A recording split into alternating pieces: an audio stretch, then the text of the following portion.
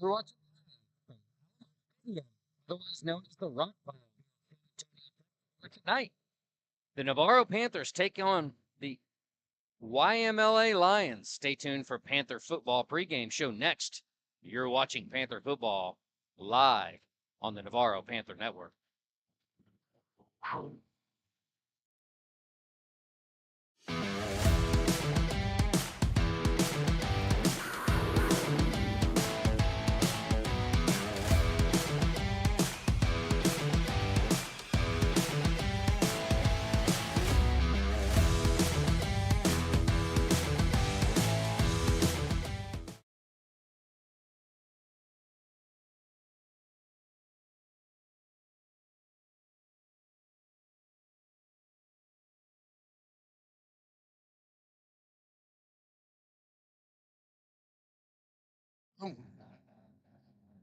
Welcome to the Alamo Stadium here. We're here with the by-district playoffs, round one. Oh, yeah. Here in 4A Division II. My name's Lance Blackburn. I'm joined by Hank Dieter, and it's 58 degrees outside. Winds out of the north to northeast at 10 miles an hour. And we are going to jump in quickly here to Scott Kibbe. I know. Yeah, we're gonna do it. Scott, I know we normally have, but you got to go all the way to the other side. So we wanted to go ahead and push you up on the agenda, so to speak. So, all right, Scott, thanks for joining us. You bet. And you have some fun facts for us this week because we know Alamo Stadium's been pretty nice to the Panthers. It has, and so guys, I love the playoffs. It's my favorite time of year. So I've got 3 fun facts tonight. There we Number go. one, of course, the Panthers have won their first round game 11 years in a row. Last time they did was 2011, lost to Liberty Hill up over in Bastrop. Oh, wow. The Panthers in the first round games played in San Antonio. The Panthers are 7-0. They've never lost any of those opening round games, including last year's victory over Pearsall. Wow. And then finally, as you mentioned, Alamo Stadium. All Panthers fans love Alamo Stadium. Because had 2 great games here 5 years ago, beating Rockport Fulton in the third round of the playoffs, playing a great game, one of the best games that they played in the last few years. And then, of course, the one every Panther fan will never forget, the quarterfinal victory over Cuero here in 2016. And I could still see Garrett Weaver getting that ball about the 9-yard line and running all the way down the field with nobody anywhere near him. It's one of my favorite moments of probably the top moment in Panther history. Yeah, I was here and I was a fan in the stands, and I'll never forget the Cuero quarterback on the ground with the hands behind his head, just knowing that he just made a bad mistake. And Jordan Whittington was on that team, and he couldn't catch Garrett. He caught that when he caught it, it was just wide open field. Of course, with his speed, you weren't going to with that. Unless you had an advantage, you just weren't going to chase him down. And it was just beautiful. So of course, you're looking for penalties. Is there anything? No, don't see anything. Hey, we got it. Wow. Well, and that was after Garrett had a 94-yard kickoff return. That's correct. Yeah. So turned the momentum when that game was starting.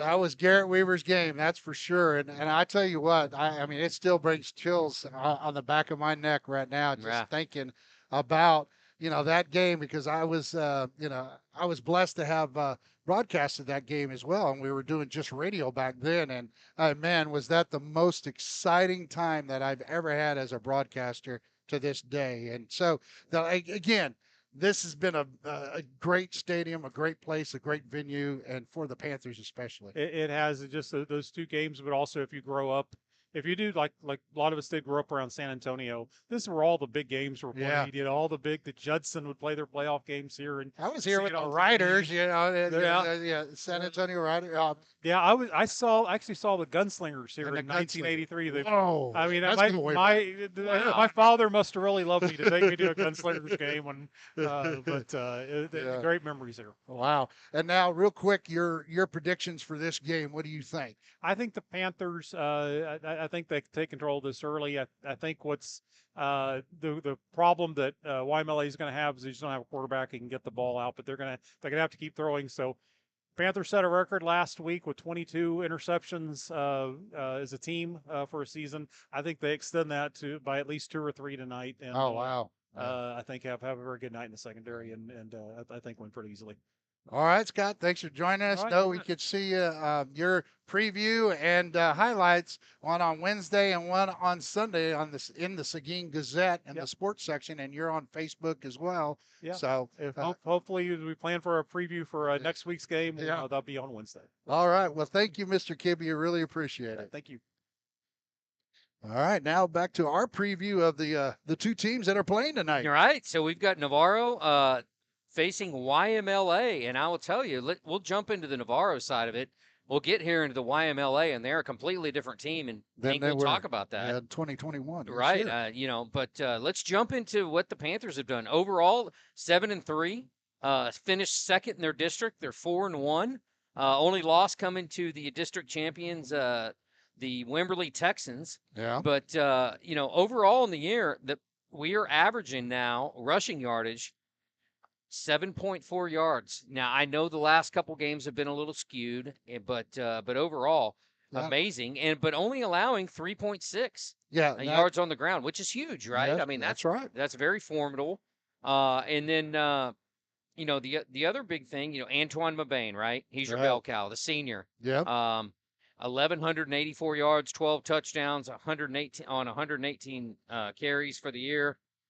Leading, there's many Panthers that have carried the ball this year, but it's not close. Nick Swartzlosey second there with 400.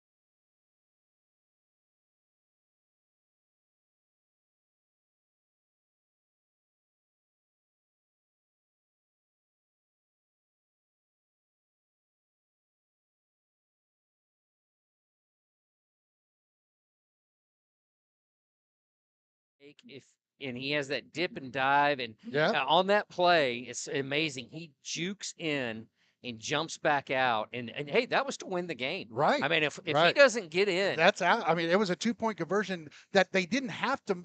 They didn't have to take. They could have went for the field goal. Right. But Coach Blunt decided, hey, we're going to go for it. That was before they changed the rules. Right. But he decided at that point we're going to go ahead and just go for two and win it or lose it right there. So Mabane was a sophomore that year. Right. But I mean, again, and I know Scott had mentioned this earlier a few games ago, but he's over. He has surpassed the I think the 3,000 yard mark now at this point. I know he had 800 and around 800 his sophomore and junior years, but yes, he is the man that YMLA has to stop. On the defensive side, much like last year.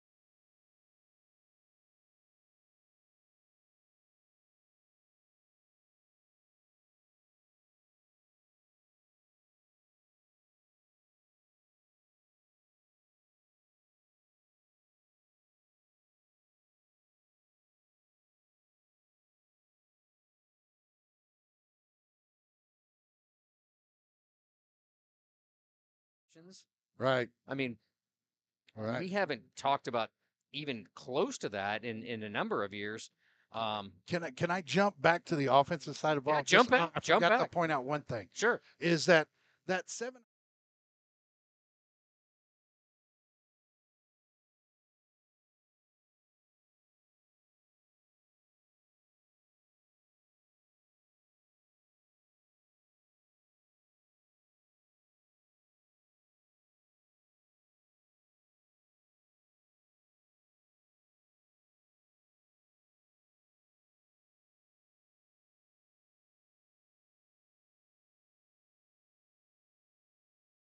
That's 13 different receivers have caught a ball this year, Right. and Mac Berry leading the crew with 9 receptions at 206 yards and a couple touchdowns. But a after big that, man that could catch and run. That's and I mean, he was our strong guard last year. well, and he played some this year when he had to when Matt Richardson went out. So tells you the versatility of Mac. So great job. Let's jump over to the YMLA, because I tell you what the YMLA Lions, for most people that think of them.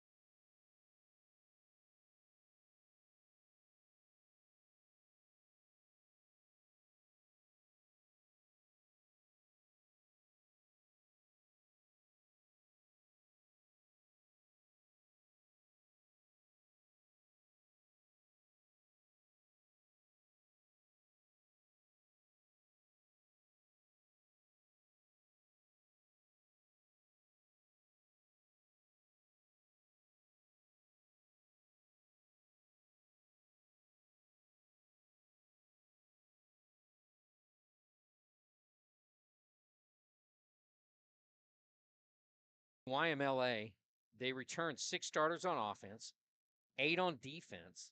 They finished third in the 14 division, or 4A Division 2, 2-2 in district, 5-5 overall. But last week they were down to Pearsall. Yes, 16 points there Right, towards the end. 16 points, and they fought back. Otherwise, we would have played Pearsall tonight, right? Right. But they fought back and won 29-22. So they've got some resolve to them. Yeah. And mind you, Wimberley beat Pearsall 68-0 last night. That's right. That's right. So, and jumping on YMLA's defense, they have got a couple of players to keep an eye out for.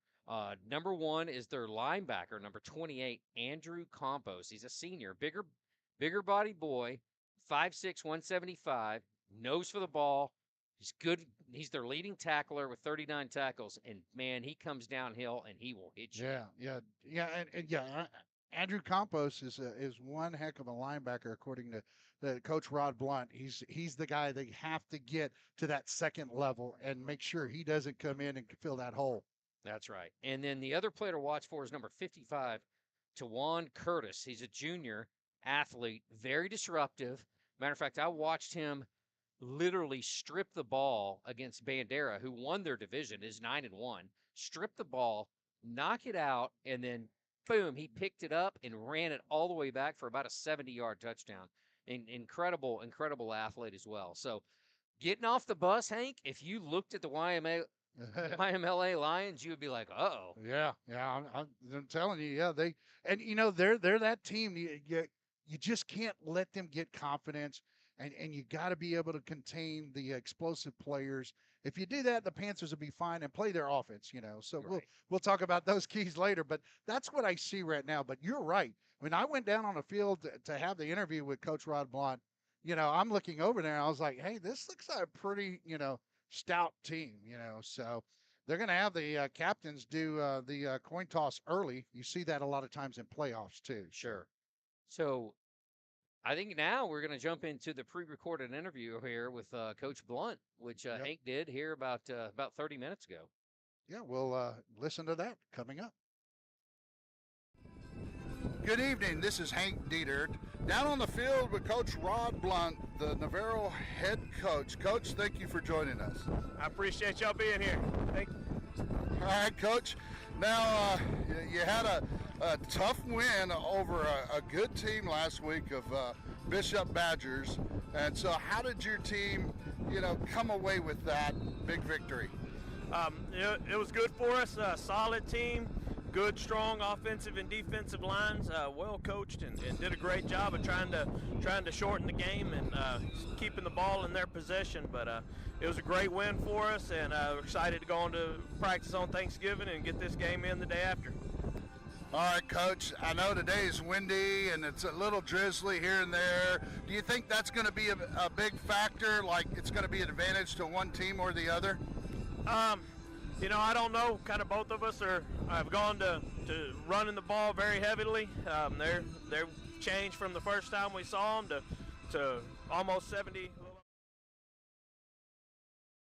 All right, sorry about that. We got the wrong coach's interview. We'll make sure we get the right one up here if we can in just a little bit. But So real quick, let's go ahead and go over a few other things that we had as well as we could put up the once we get a chance, we might put up the bracket for everybody to see.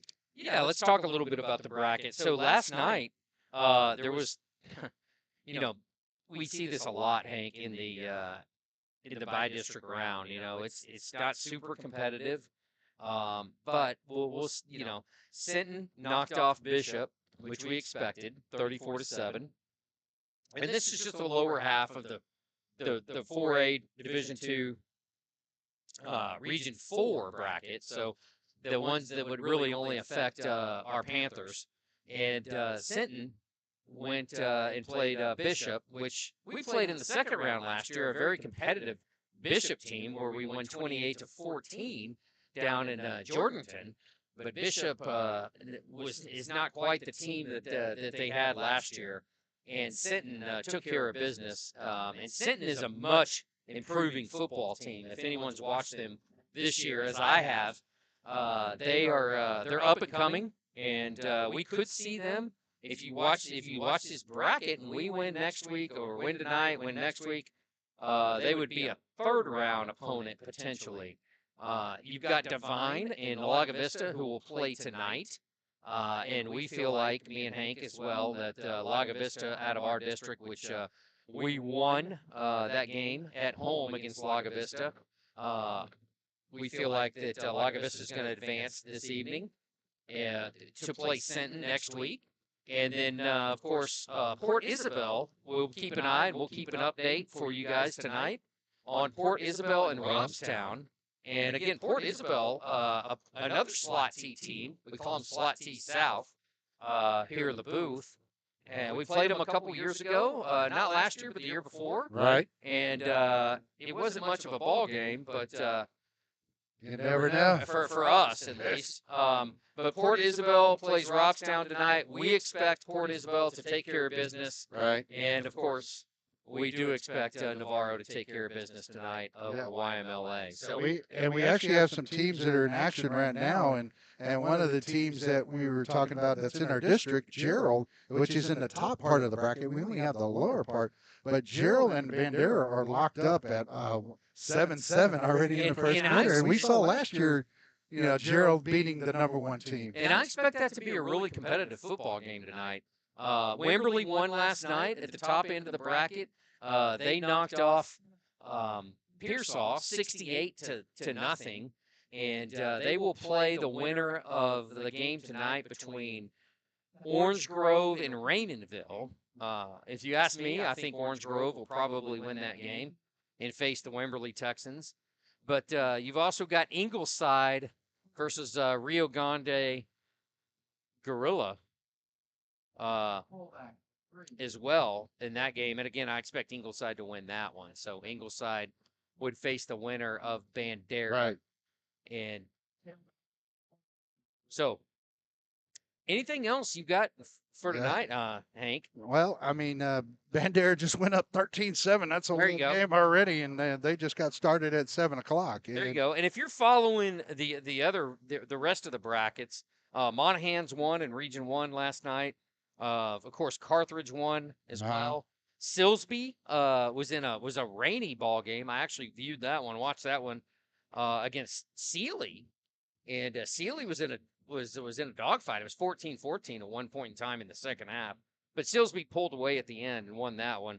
Cuero won rather handily up in Pflugerville last night. They played Waco Robinson, and they will move on as well. So the other teams to watch for, Region 3, Hank, is stacked. That's a really, really tough region. And if we win our Region 4, we would play one of these teams. But Silsby, Belleville, Cuero, Hampshire Finette, Waco Conley, and Jasper are all really, really solid football teams out of Region 3. So the good news is maybe they beat up on each other. We get out of Region 4, and they're beat up. And there's no reason we can't. It's just you put things together, you get on a good run, you get hot when you need to, man, and that's what you need. So as we see the bracket, it's very doable. I think we both had agreed on the picks where the asterisks are. We have Sinton already won, hadn't moved Sinton over on the bracket, but we believe Lago Vista is going to beat Divine. In that particular tonight, because their Divine is the second place team versus the third place with Lago Vista, as you talked about earlier. So I still see it, Port Isabel over Robstown, like we talked about. I think we'll see. I believe we'll see Lago Vista in that third round again if they can beat Sinton.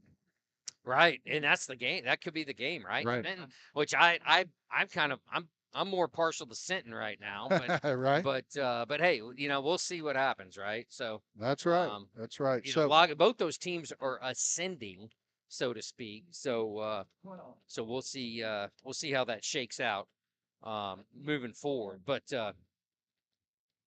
tonight, another thing to watch out for, and we'll get to our keys of the game. Let's go ahead and get the keys to the game up, because we'll have that. One thing, because I want to discuss a bunch of this. Keys to the game is, I think tonight for the Panthers is play Panther football. Be physical, be tough, win the line of scrimmage. That's what LOS means for those of you that don't know. But win both sides of the line of scrimmage. Don't change a lot. Right. I don't think you need to. As the YMLA Lions come out of the got onto the field here. And then number 2 is perfect your fundamentals. Right. Techniques. And what I mean by this is work on your techniques. It's playoff time now. Techniques within blocking, especially on the offensive line. Tackling on your backers and your defensive backs. And of course, special teams. Perfect everything blocking, tackling on special teams. Very, very, very important, especially in a game like this, and especially as you move forward into the second round, the third round, the fourth round. And last, limit penalties. Penalties have been a problem. Recently, the Panthers have reduced their penalties, but in the big games this year against Wimberley, Cuero, and Lavernia, they were a big, big problem. We've got to limit them. We've got to eliminate them, because again, if you really want to go where you want to go, you've got to do that. So 88 yards per game average right now for penalties. I'd like to see that go down, and then Hank's going to talk about the last one. Yeah, don't give up the big play. We don't want the Yeah, the explosive players. We talked about Conaway, Jeremiah Conaway. We don't want him to be able to just go up and make big plays. And so the Panthers, as you see, are already out on the field. But that's what we're talking about. Don't give up the big play because hey, you're going to play teams with explosive players. So that's what you're going to need to do, throughout the playoffs. Okay.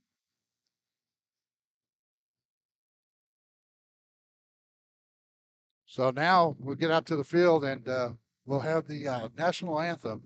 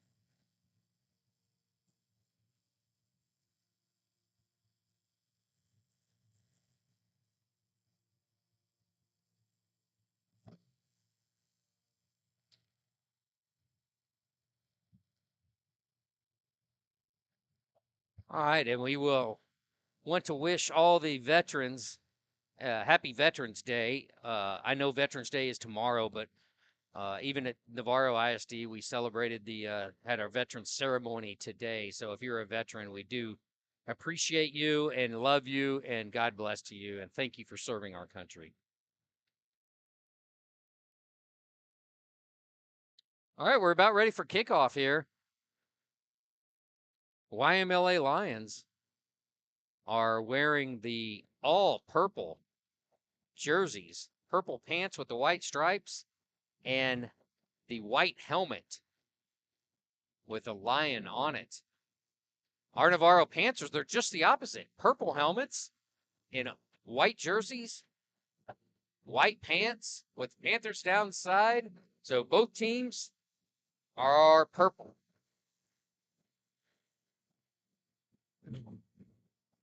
If you notice,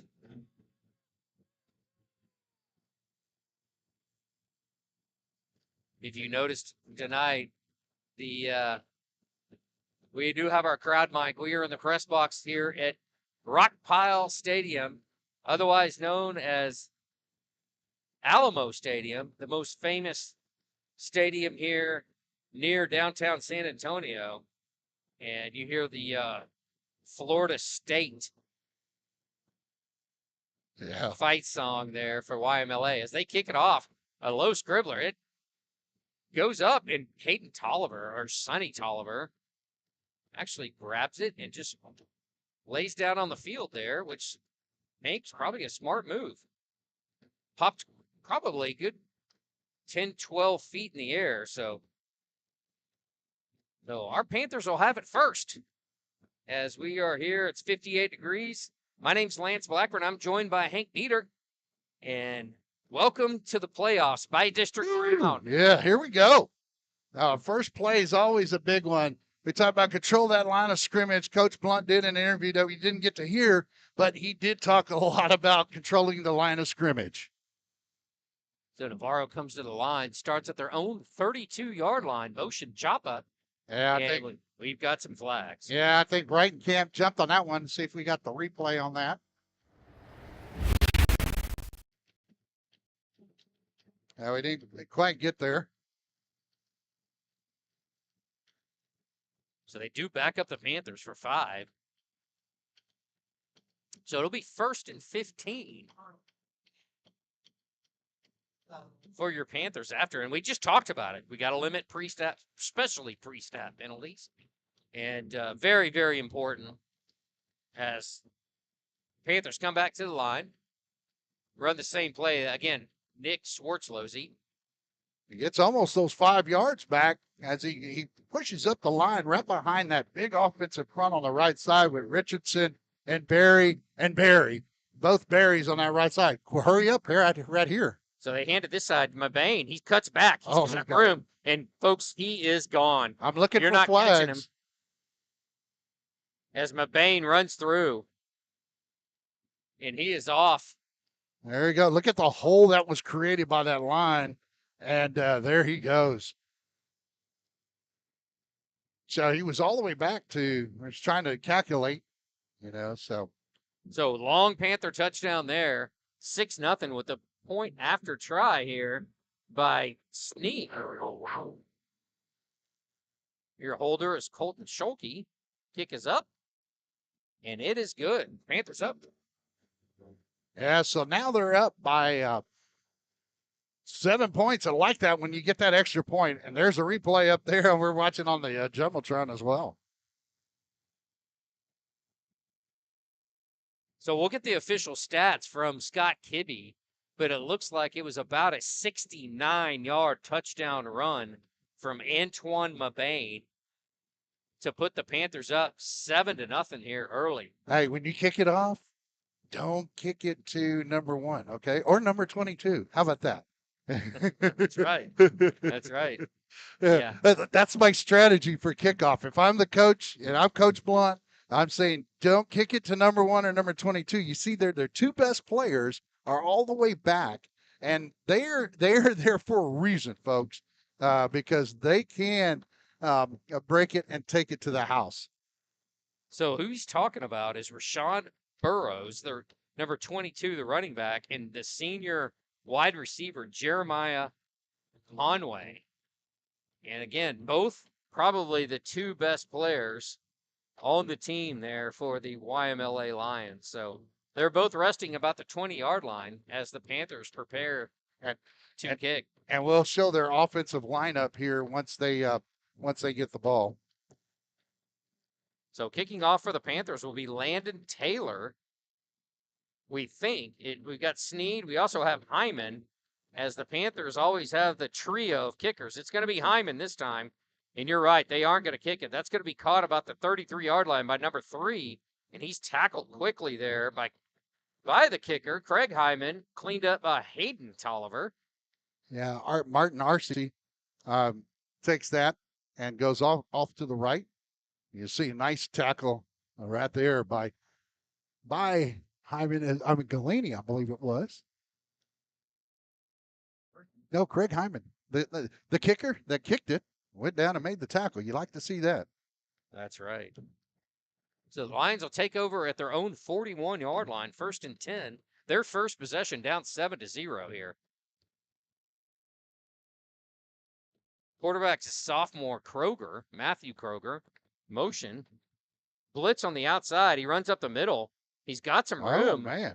And he does fall forward. Like I said, he's a physical running back who likes and picks up good yardage there for the Lions, about 6 yards on 1st down. That'll bring up a 2nd and 4. Now,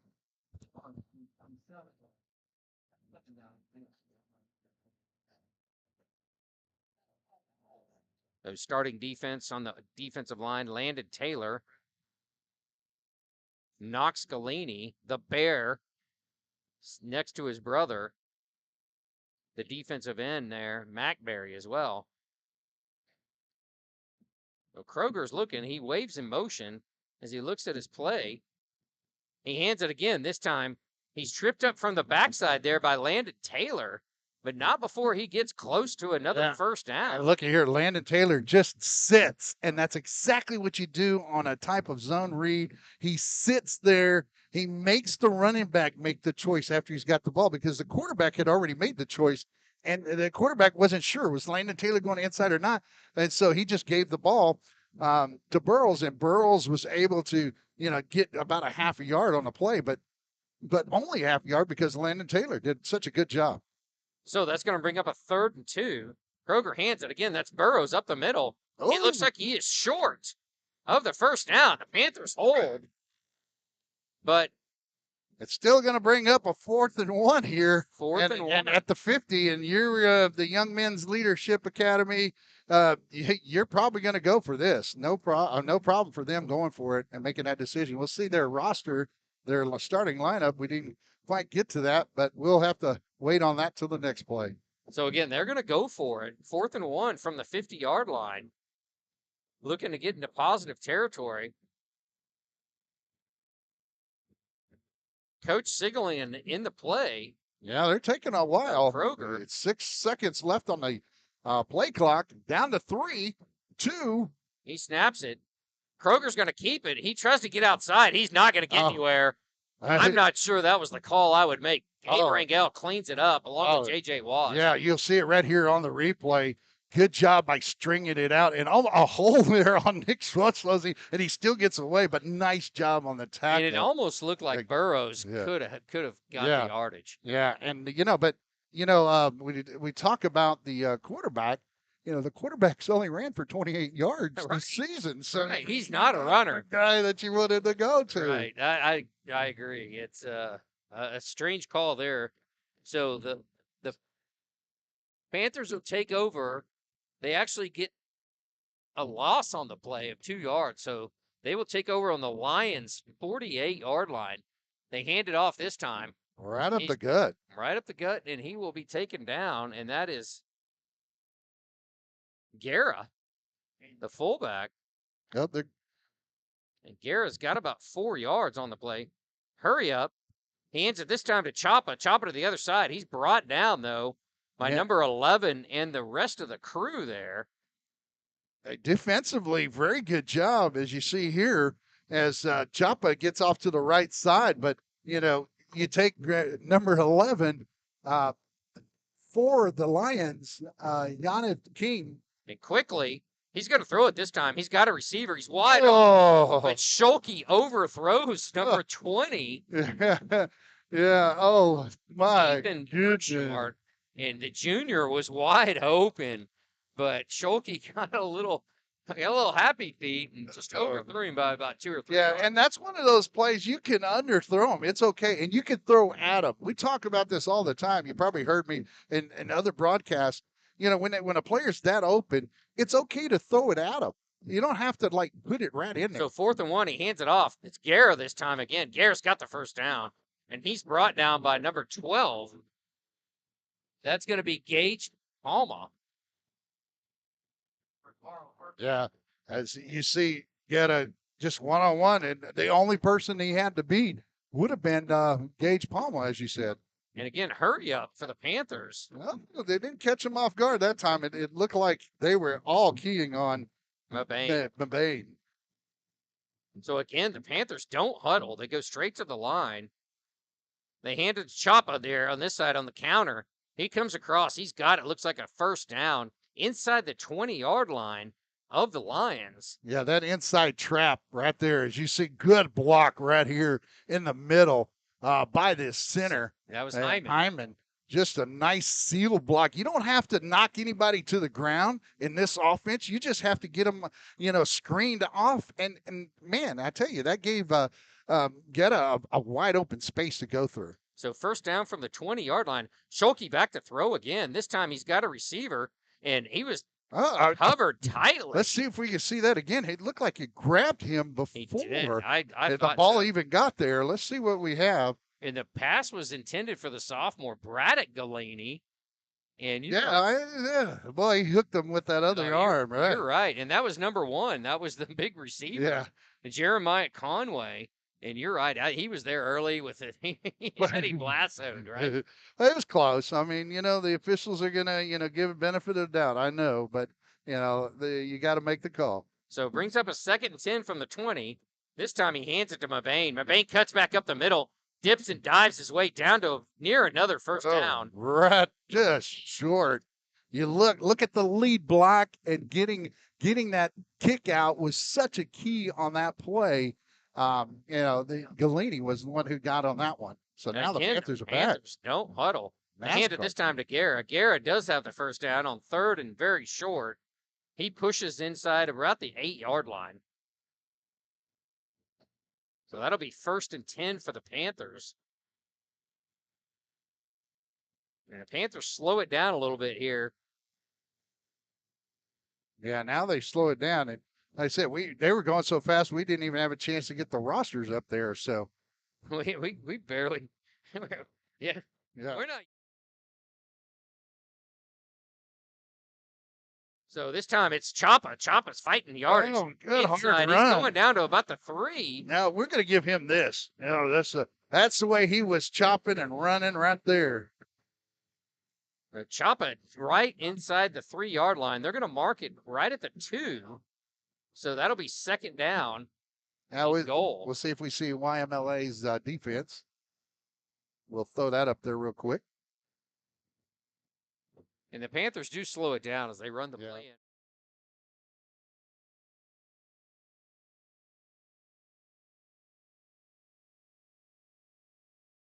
You've got 2 receivers split out to the near side. He hands it this time straight up the middle, and he's in for another Panther touchdown. That's Guerra. Look at that. There he is. Nice blocking up. We got a pancake block by Mac Berry. He's got his man down on the ground, and good job up front again by the O-line. And that's, I think, where you talked about the line of scrimmage, and that line of scrimmage, winning that is so big because they're not quite the size that we've seen other teams. So we could take advantage of that. So the snap was low. So nice play there by the holder. That's Austin Davidson to get it up, and Snead knocks it through to put the Panthers up now 14-0 here early in the first quarter. 5:33 left. Panthers up 14-0. We have the QR code up here, and that's to make donations to the Navarro Panther Audiovisual Club. And sometimes we've got little badges, Navarro Breast, the broadcasting club, so we could call them either way. I like the broadcasting club. That sounds pretty cool. So, but it is the audiovisual club here at Navarro. So if you get your phones out, your smartphones, get the link, go to PayPal, make a donation, $5, $10, $50, $100, whatever you like. I mean, we've had somebody give us, $500. I'm like, that is so awesome. So, if you want to see the games from home and you can see it up on your screen, just please donate, and we'll try to keep this thing going for you. All right, here we go. Kickoff. It's pooch kick. The Lions will let it go out of bounds. And the Panthers have done that recently a bunch. Yeah. And, I don't have a problem with that. I mean, I know it seems like they get, get an advantage on the field position, but it's really not that much in high school ball. I mean, maybe in your 6A groups or something like that, or when you get up there and at the state level, it'll make a little difference. But I think, what we see here is just fine with me. No returns. I mean, we've seen teams return it, even on this Panther team, past the 30. So I'm okay with the 32-yard line after the mark off of the penalty. So Lions take over at their own 32, 1st and 10, down 14-0 here in the first quarter from Alamo Stadium here in San Antonio, Texas. Shotgun formation. Kroger, he hands it off to Burrows up the middle. He's bottled up quickly. You see Cohen Blunt in there and the rest of the Panthers. Yeah, and you'll see on the replay here that it wasn't only Landon Taylor that makes but look how it's bottled up in the middle. Cade Pugh in there as well. Yeah, Cade Pugh bottled it up enough to where Landon Taylor could come around the outside, and they were trying to get to the outside. Lago Vista over Divine right now 21-0. So that's not a big surprise on my part. So that'll bring up a 2nd and 9. He hands it off to Burrows. Burrows got a bunch of room. He's tackled, pulled down close to the first down. That looks like that was Ryan Tatum. Got him by the legs. Yeah, and our linebackers seem really spread out there. With Arias was able to make that tackle enough to keep him from getting it. But we got our linebackers spread out a little bit, and I think that's because, hey, they're worried about, some of the big plays getting down the field, and that's okay. But, you got to stop number 22, Burrows. He is their rushing leader, and he has about 90% of their rushing yards. So motion across Kroger. Kroger hands it again to Burrows. Burrows up the middle. He's going to have the first down. They're going to move the chains there on 3rd and 3. Yeah, and there's the strength that we talked about with him. And is there a whole new defensive group coming in? But still, look at his legs and his knee drive. If you look at his knees, he takes his knees and they're all the way up almost to his chest as he keeps them churning. And that's what you want to see out of running backs if you're running the ball. That's what we see out of our Panther running backs. So, to see it from the opposing team, it's kind of scary. Strong physical back at Burrows for sure. 1st and 10 at their own 45. He's going to throw it. He tosses it out to Burrows. Burrows doesn't get the corner, though. He's stopped for no gain, and that's Landon Taylor. Yeah, Landon Taylor plays this perfectly. And he keeps his outside position where he needs to keep it where, Burrows has to cut it, and he can't go all the way to the outside. He stays right in the middle of his body. Good job defending it and not letting him break either way. So we've seen that from Landon Taylor tonight where he's breaking down and is able to make the offensive player make the move, and then when they do, he makes the tackle. They actually give him a yard. It looked like it was no gain. But they hand it again. Burrows, he fights his way through again. Gets out to about the 50-yard line, about a 4-yard gain there for Burrows. Yeah, and Mac Berry got caught up in the inside a little bit too much on that play. If he stays outside and contains, but maybe he didn't have containment in that, but you notice he went down inside and the offensive line of YMLA was able to take advantage of that, and that's how that play developed. If Mac Berry stays outside on that play, it's not as many yards as you see there, but still a 3rd down play. Big play coming up for the Panthers. So that'll bring up 3rd and 5 from straight up the 50-yard line, counting down to about 3 minutes left here in the first quarter. Kroger back. He does a shuffle pass up to Burrows. Burrows is going to fight. Not going to get the first down. There's a host of Panthers there. He gets about 3. Looks going to bring up 4th and 2. Yeah, you'll see here gang tackling. That's going to make a difference. Initially, Arias is there, and then Mac Berry comes in, and the rest of the Panther pride comes in and makes the tackle. But good job. Now, 4th down and short. I mean, I'm betting, if I'm a betting man, it's not going to be, the quarterback here, Matthew Kroger. Right. It's not when you got a bell cow like Burrows, right? Yeah, I mean, you could go to Conway down the field, and really, that's what they're looking to do. It this time, and it's deflected. And he hit. We'll it looked like that was play. Landon Taylor and Barry, as well as Hayden Sonny Tolliver was in there as well. I think Taylor's the one. No, it's Tolliver and Landon Taylor. You're right. And Barry back a little bit, but good pressure on the quarterback, causing that turnover on downs. We give the Panthers a big. So nice job. You saw 5 Panthers on the line, right? And they did bring the blitz as well. So Panthers take over at their own 47-yard line. Handoff up the middle. Looks like the ball's on the ground. And see who's got it. Yeah, and Cohen Blunt, we've seen that a little too often, and he hasn't been playing this year. And that's part of the fact that if you're not playing every day and taking the hits every day, in ball games I'm talking about, not every day necessarily, when you're out that long, you're still going to be a little rusty, and we see it there. Essentially got to hold on to the football. You can't give it back to a team like YMLA and give them any confidence because, with a team with a couple of those explosive players. So the Lions will take over at their 47-yard line. All right. Their 3rd possession of the night, best field position they've had.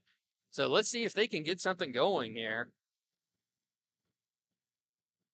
Trips to the near side. He throws it. So it looks like it's going to be wanted to be a double pass. And Matt Berry, and he fumbles the ball. But it looks like the Lions jumped back on it. That was number 52 that did. Look at there. And he loses it once. Mac Berry comes back. Oh, man. And then it was recovered by and that was all Mac Berry. I think that was Burrows that came back and made the play, or unless it was another lineman. But still, Mac Berry and this group, when YMLA goes back to pass, they have no time, and that's what you love to see by the Panthers front line. So it's 2nd and 19 now. They've got the ball backed up at their own 38, trying to trick play, but that was all Mac Berry. Spoiling the Lions party there, right? Yeah. He was the party pooper. He hands it this time to Burrows. Burrows up the middle. He's got some room. Arias, though, brings him down around the 44, 45-yard line. They're going to mark it at the 44. And you see the offensive line is able to take advantage, getting to the second level. And, you know, when you guess, we saw Matt Richardson there, he guessed a direction. When you do that, you could take yourself out of the play, and that's what he did. He took himself out of the play, left a huge hole. So sometimes it's better to read and react, you know, get to that level of where you're back on the heels of the defensive lineman, and then you can make that decision on which way it's going, but don't make it too early. He's back to pass. He's going to take a shot down the field. There is a Panther there. That's Austin Davidson with the interception. Looks like he was double covered. He's returning it. He's got some room. He reverses his field, makes a move, cuts back into the middle of the field, and he's brought down by a big lineman right there at the 50-yard line. Yeah, and that's going to be one of those where it is, you know, both the Panthers and the Lions both now have a turnover each, one interception. That adds to the 22 interceptions, makes it 23 on the year for the Panthers defense. So the Panthers will take over it straight up at the 50-yard line. Well, let's see that Panther offense real quick if we can. We're still here in the first quarter. 34 seconds remaining. Panthers up 4.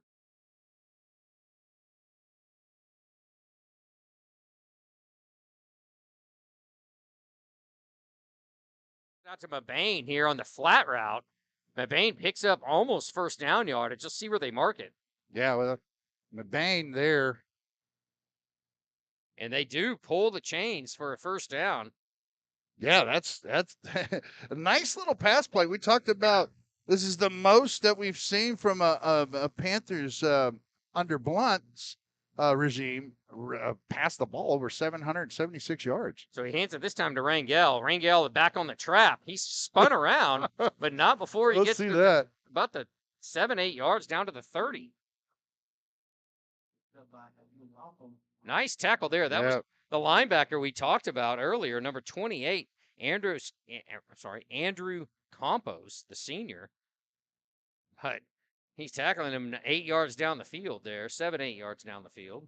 First quarter. And that is the end of the first quarter. So maybe we want to pop up the QR code again. Yep. And we've got some announcements, I think, from, let's look, from the tennis team. They brought out some of their all-district, first team all-district for team tennis 2023 for the fall for the Navarro Panthers. And honored at first team all-district was Kylie Whitlow and Gigi with girls doubles. Tyler Risky and Jeremy Hamilton in boys doubles. Kylie Whitlow in girls singles. Abby Pilot for girls singles. Aiden Hamilton boys singles.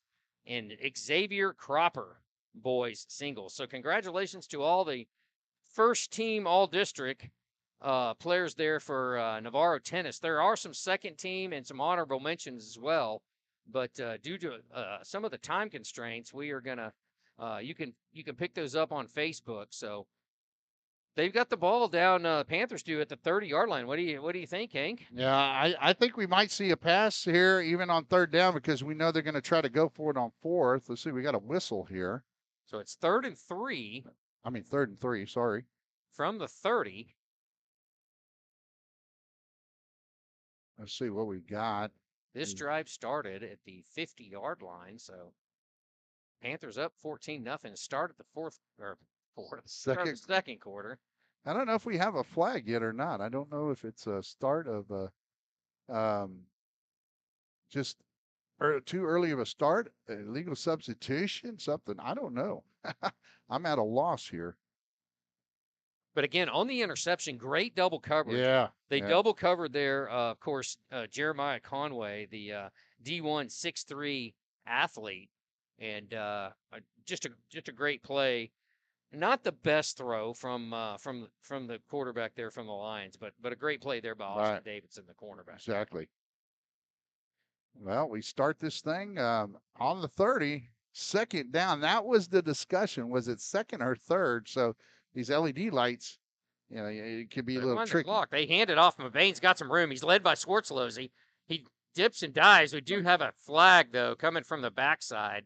That's probably going to be offensive holding, and it is against. Yeah, I see where they called it. They call it Rangel. Yeah, on number 21 right there. Yep. Yep. And Rangel gets called against Roman Perez.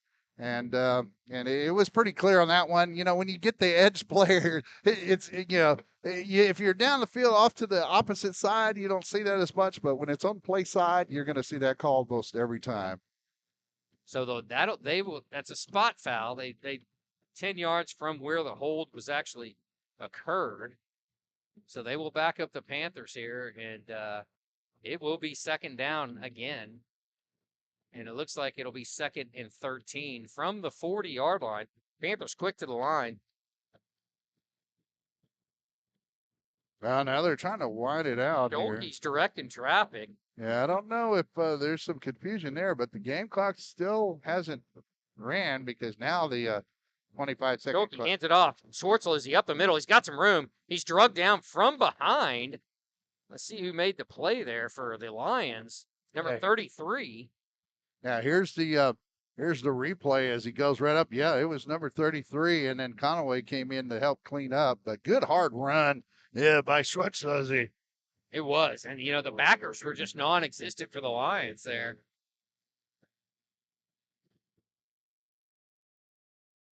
So Panthers in firm control of this one with 11 minutes and 13 seconds left here in the second quarter. Hands it this side. Rangel cuts back up the middle. He's got some room. He's drugged down. And that looks like number 1, and that was Conway. Yeah, Rangel just knew exactly where to go. But watch the pulling lineman as a kick out and looking for another seal, but he actually gets to kick out. And Hyman kicks, not Hyman, Glaney was also on a kick out, but we got another penalty. Flag. Oh, man. And that's going to be, they're going to mark that off against the Panthers.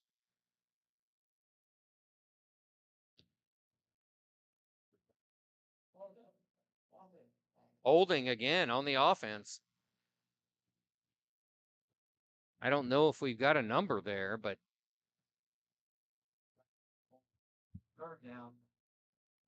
that's going to bring up 3rd and 10 from the Lion 38-yard line. Pitch this time to Mavane going to the left side. He's got a host of blockers, but he's pulled down. He's not going to get it. It'll be 4th down for the Panthers. Yeah, and they're going to go for it. I mean, yeah, he did have a host, but he couldn't quite get that. The one player that we really needed to block made the play, and that's number 3 for the YMLA Lions. That's Martin Arce. Was in there, Curtis as well. Yeah. Curtis very disruptive on the defensive line. So yeah, he moves very well laterally. They have him down inside, and you notice that if we're running, we're trying to run on the opposite side, just of the outside of the center and that A gap away from them. Because if not, 2-1 will definitely take you down. So 4th and 6 from the 33. Schulke under center. He's going to throw it. He's back to pass. He's got a receiver. It's Landon Taylor. He hits him in stride. Wow. Great pass. Drops it in the bucket there for Landon Taylor, and he's brought down by number 5. But it was more of a perfect throw and catch. Yeah, our cameraman there said, "No, I know he's throwing it. I'm going to get to. We're going to make the catch. We're going to catch that on film." 1st and 10, first and goal from the 4, and that is Landon Taylor. So they got Landon Taylor clean it up for another Navarro Panther touchdown. And look at the blocking up front. Matthew Richardson, goes down with the defender, and Landon Taylor has that lean. Even for a big guy, you see that lean, and you love that forward lean. We talk about it all the time. Get your pad level low, get that forward lean, and you're going to make, some plays here. The kick is up, and it is good. And that'll take the score to Navarro 21 and the Lions 0 here in the second quarter with 9:42 to go. Your Panthers in firm control of this by-district playoff game from Alamo Stadium here in San Antonio. Let's see if we can see the brackets real quick, and we can see some of the action with the scores right now. If we can pull those up real quick, I say real quick, but when we look at Lago Vista, they're up 28-0 over Divine, and Gerald is only behind the Bandera Bulldogs, 26-20. Now that's not in this part of the bracket, but and then when we get to Port Isabel, they're actually losing to Robstown Cotton Pickers. So there's a good chance we could see Robstown if Port Isabel doesn't get their act together. But that's still in the first quarter. So it's 13-0 Robstown is what I have. Isn't that interesting? That's the teams that we're watching is Robstown and Port Isabel, because if Panthers win this, they can go play the winner of that game. And then you look, the ball pops out, but it goes out of bounds on the kickoff. And the other one you look at, Hank, is Bandera 26, Gerald 20. Yeah, that's what I was saying. Yeah. Yep, 26. Yeah. Isn't that amazing? Because we saw Gerald beat Divine last year, when Divine won that district in 14-4A Division II. Yeah, Robstown up 13-0. Oh, you just gotta love it. Wow. That's why we play the game, right? You got the playoffs here. Things happen, and that's why Panthers can't, come in here and take it be too lax. They got to get after it. You said it, be physical and tough. And I really don't think I've seen a complete toughness yet. That in the physicality, they like to say. I don't think I've seen it just yet. We've seen good hard hits, but we haven't seen that overall physicality, except on some of those runs when you see that offensive line doing what they're doing. So I'll make that as an exception. I want to see it on defense side. So the Lions take over at their own 30. Yeah. The Lions downs, an interception, and this is their fourth possession. They hand it to Burrows up the middle. He fights, he claws, he's got some room and some good yardage there. 7-8 yards on first down, Hank. And you got to remember too, the Panthers will take in they'll change out their defensive line, and that's what we're seeing here. So the Lions have had some success running the football, but just can't maintain a drive here against the Panther defense. So they look to the sidelines. It looks like we have a new quarterback as well, and that was number 15. And I saw him warming up, wondering if Javon Allen was going to play quarterback. And sure enough, he is Javion. Yeah, Javion. And he hands it to Burrows. Burrows has got some room. He's close. I think he's got it. And that's the one thing that has been going well for the Lions tonight is their offensive line has been enough to create a seam, and that's all Burrows needs to get that seam, just enough. Great vision, powerful runner, runs downhill, falls forward, everything you want in a running back. And now you see the Panthers go more or less to a 43, where they do have a middle linebacker and two outside linebackers. So you see a little bit of difference in their defensive lineup now, with Tolliver, I believe, playing that middle linebacker spot. So two receivers to each side. Allen with the quarterback, he hands it again. Burrows has got some room. And again, he's going to get about 4 or 5 before he's pushed back. They're going to give him even closer to 6, it looks like. Yeah, they're forward progress. We'll see, where he gets to, but I believe he does get close to the 46. And he has been the workhorse tonight for the Lions, as they have not had any success in the air. One interception here for the Panther defense, and then Mac Berry completely blew up another pass play. So Allen, again, he hands it to Burrows. Burrows up the middle. He's going to have a first down and more into Panther territory. And this is help, from the Panther defense. So, that they're going to need some help with Burrows. And the way you do it is you're going to have to just stick to man for a little bit and bring some other guys up. So here we go. 1st and 10 for the Lions. He fakes it. He throws it in the ground. The Panthers are trying to claim it was an interception, but I'm not sure it was really close. Yeah, we'll see. Pounced off the carpet. I think Allen, I don't know if he saw if this receiver was open, Hank, or not, but he just chunks it in the dirt quickly. So didn't like what he saw. He's going to live to play another down. It's going to bring up, should be 3rd down now. Yeah, after knocking down the pass. I'm sorry. He did get the 1st down, so it is Yeah. 2nd and 10 from the 48. Hands off again to Burrows. Landon Taylor's got him wrangled from the backside, but not before he picks up a couple. Yeah, still nice here by Landon Taylor. Just going down the line, they decide to leave him unblocked. Still gets a yard or two, but Landon Taylor again tonight. We've mentioned his name on defense quite often, and he's got a touchdown on the offensive side of the ball as well. So this will bring up a 3rd and 8, a long situation here for the Lions, where they have not been good tonight. From their own 45, shotgun formation, 2 receivers to each side. The Panthers show blitz. Swartzlow's coming. He throws it. Ball deflected and knocked down. It's incomplete. Yep. So, again, forcing the Lions to be in pass situations where they've been just borderline really bad. And but most of that's due to the Panther defense. So 4th down. It looks like this time the Lions will punt the football and back to punt. At least show punt, but it is 4th and 8. So you would expect them to punt the ball here. That's Ty Burrows with a nice kick. He gets it up. Panthers don't have anyone back. And they recover inside the 20. Looks like they're going to mark it at the 19-yard line is where the Panthers will take over. So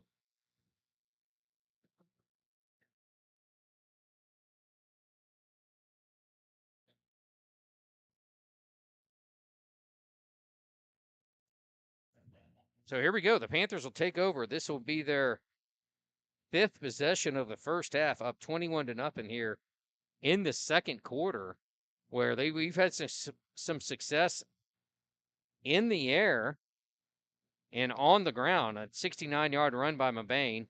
The Panthers had a long pass, and they handed off this time. The ball's on the ground again. But it looked like he was down. We'll see if we have that on replay. And they're saying it is Lions football. Oh, he might have been.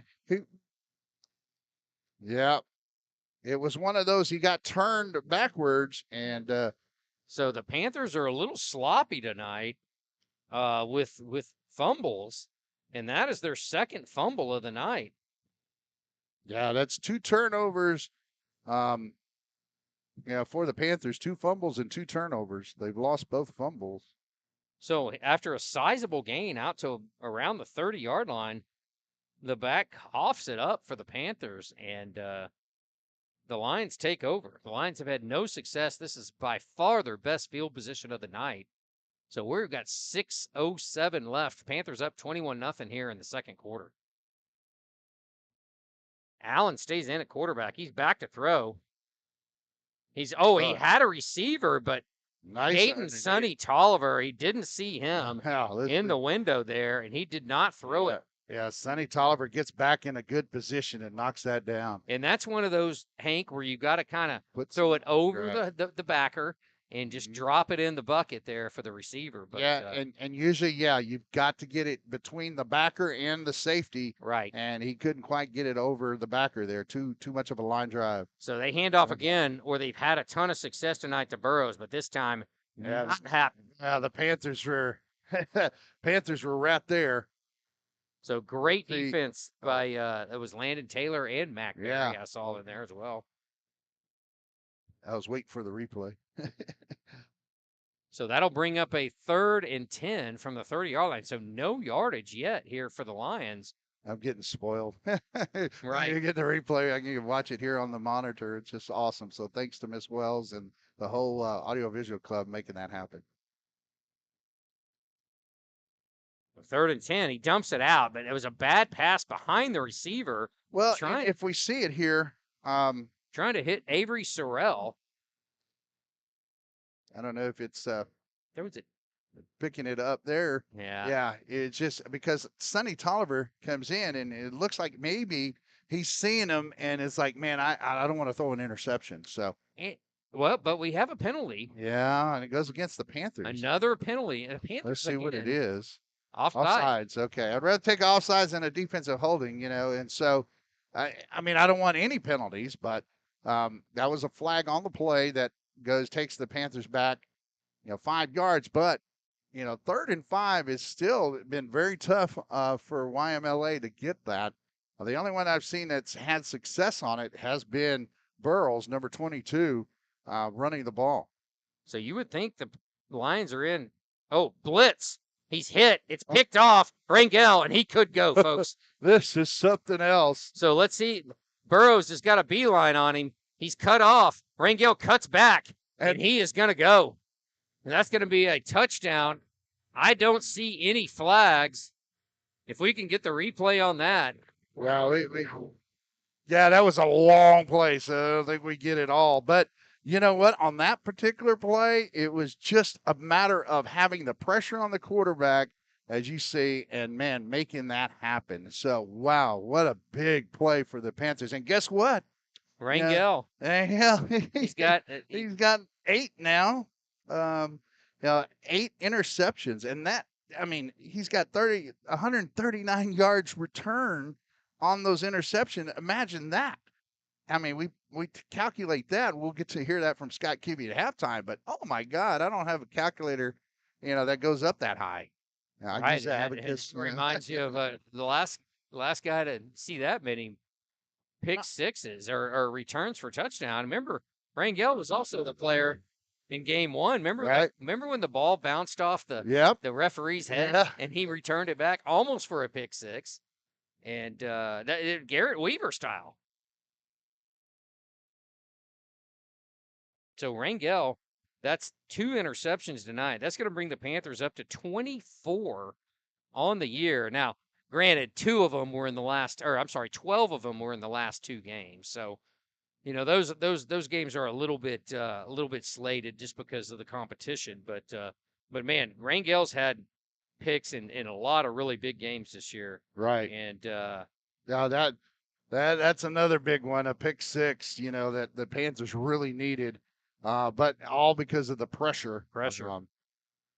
So I know there was a couple of backers blitzing on that caused that as well. So Panthers up with 5 minutes to go here in the second quarter, 28-0. Port Isabel has pulled ahead of Robstown now, 14-13. What a game. Wild game down there. Oh, and a move. He's got some room. YMLA. He makes a move on the kicker, and he's down. J.J. Waugh saves a touchdown, but wow, there was a late hit there. The Panthers are really lucky. Yeah, we'll that see they it didn't here. get Brighton Camp comes in and makes a really late hit on the play. And oh yeah, I don't. In the back too. In the back. So wow.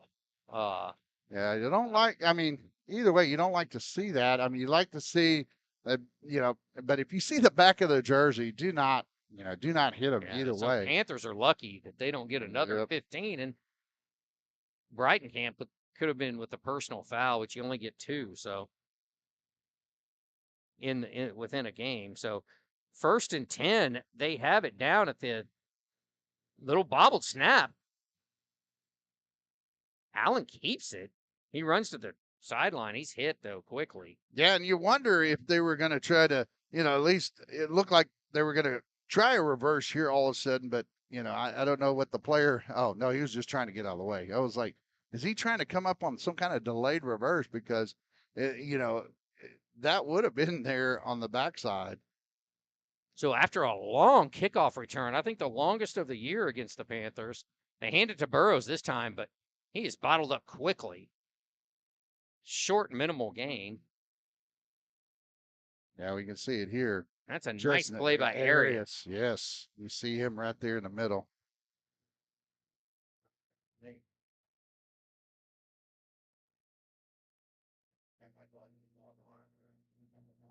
So that'll bring up a 3rd and 8 from the Panther 32-yard line for the Lions.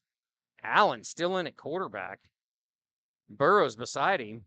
He's back to pass. Again, he got a ton of pressure. He throws it up. And again, Austin Davidson had a beeline on it. If he didn't run out of room at the sideline. Look at the pressure here. Boom. Yes. So Good job. Panthers again with a ton of pressure in the passing game. Yeah.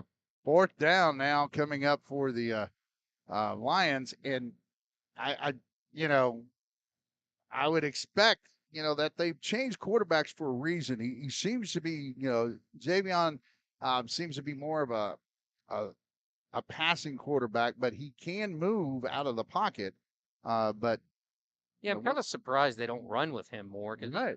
he is a Yeah. wide receiver converting to a quarterback. Yeah, Allen. As he rolls back, he's got a pressure from Barry from the backside, and again, he throws the ball really, really low, Hank. Yeah. I've noticed. Well, I think that was more of a throwaway than Sidearm. anything. Yeah, he's just like, let me get rid of it. I'll Right. throw it into the crowd and hope for the best here. And yeah, he throws it into a crowd. And I'm not sure he was going to get a completion Right. regardless. So Panthers hold. They're on 4th down again. Right. And Panther defense. Yeah, that big return now is null. So now that the Panthers have, the Panthers have the turnovers in their favor right now, but they have turned the ball over twice themselves. So Schulke hands it off up the middle. He's cut down quickly, though, but not after a short gain. Yeah, I think that's Cohen Blunt. Yeah, Cohen Blunt. It just can't seem to get him on track here. I mean, now they're hurry up again. They hand it this time to Chapa coming to the right side, and he's tangled up. He gets a couple yards, going to bring up a 3rd down for the Panthers. Yeah, still kind of a grinded out kind of a game here. Schulke hands it off. This time Mabane going back to the left side. He cuts back in the center of the field, but he's bottled up, but not before a 1st down. He is going to have a 1st down out past the 45-yard line. So let's see what the Panthers do with 2:54. They're going to set the chains. Should have plenty of time here. Yeah, 2:54. Panthers showing a little hurry up. I like this. I really like the tempo. Reminds me of the old NASCAR days, and that's what we're seeing. So Schulke back to throw. He's got a receiver wide open. That's Chapa. And Chapa on a wheel route. He's cut back, and he's going to score. Great play there for Chapa. And that's going to be a 54-yard touchdown pass. And you see what Schulke did that time, right? He, I talked about throwing at him, but he let a lot of, he gave a lot of air, let him run into it, run to it. And, he took his time. He knew that he had him wide open. He made sure this time, Schulke wasn't going to miss that twice, with the one earlier he had. So the kick is up, and it is good. And that'll take the score with 2:31 left here in the second quarter from Alamo Stadium here in San Antonio, Texas. Your Navarro Panthers up 35-0 over the YMLA Lions. Yeah, and what a stand now by the Panthers defense in that last series and the series before, getting the interception when, YMLA was finally moving the ball, getting it down the field. They've been driving the ball through running the ball, and then all of a sudden they tried to go to the pass, and they haven't done so well with that. And if I was them to get it back in the ball game, stay in the ball game, I would have run. I know with your Haas, number 22, Burrows. So I'm going to refresh my app here for some scores. Yeah, that's what I'm doing as well. And as we saw. Even Ingleside had won big over Rio Grande Grula last night, 50-20, I believe. And then you have Lago Vista 28-0 at halftime over Divine. And Gerald right there still at halftime with Bandera 26-20. We were hoping for a District 13 4A Division II sweep over District 14. So it's like last year, right? Yeah, just like last year. We were the Final Four in Region 4 in our district. And that was a deeper kick that we've seen, but then we got some extracurricular activity in the middle of the field over here, but outside the view of the camera. I don't know if there was any. He has a pretty strong breeze behind him. You can see that now. That north wind, north wind. So got it up in the air quite a bit, so that wind caught that one. But it looks like they're going to re-kick. Yeah, they're going to make the Panthers re-kick this, but I'm like, well, I mean, hey, we got the wind at our backs, why not? But they're going to take them back 5 yards to the 35. This might be a time where you say, okay, you want us to re-kick? We'll surprise you a little bit. We'll do an onside. There you go. Yeah, I mean, they wouldn't expect it at this point. So they move it back. And it's not to rub it in. It's just one of those things where you got to practice that. You're going to have games here in the playoffs that you may need that onside kick. And if you don't practice it here or there, against in a game situation, well, that wind is blowing. You can even see the jerseys moving. So the kick there from Snead, he takes the win. It bounces at the 10 and goes in the end. And gets a touchback. So right, probably just as good or better. Actually, it would be better. It is better field position for the Panthers on the defensive side and the Lions lost out on that one. A good kick by Snead. Let's give him a big. Hey, let's go ahead and give him one of these too.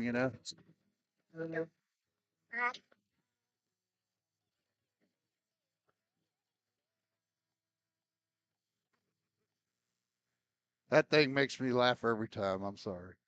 I just gotta get that out there. I know I have some fans of that little hamster dance thing. 2:31 left here from Alamo Stadium. Second quarter, Panthers up 35-0. Lions football on their own 25-yard line. 1st and 10. Snap back. He hands it to Burrows. Again, the Panthers have made some adjustments there on the defensive side of the football, especially running the ball where they were getting gashed a little bit earlier in the game. Yeah. They have made some adjustments, and really the best play has been Burrows, right? Yeah, we had Big Bear there on that one, and he was being pulled down by the offensive line. You're not getting up. No, you're not making the tackle. So you've got Mason Harvey, the Bear, Barry. Yeah. Landon Taylor, defensive end, and the other defensive tackle in there is Thor Jensen. Handed off up the middle. Arias is chasing him down. Yeah, Burrows gets to that outside, that off tackle just enough. You'll see here. Yeah, he gets it just right off tackle, and there was just enough of seal, just a screen block more or less by a YMLA to get to that off tackle play. So third and very reasonable 3 from their own 32. Minute 25 doesn't seem to be in a big hurry. Down 35-0. Yeah, and I don't. If I'm the Panthers, I just still play safe defense, but be aggressive, but play safe here. Nothing behind you. Again, Allen at quarterback. He snaps it. He hands it off. He's got some room. He doesn't quite get the edge. No, he does. Yeah. And he's pulled down by Rangel, but he gets a first down.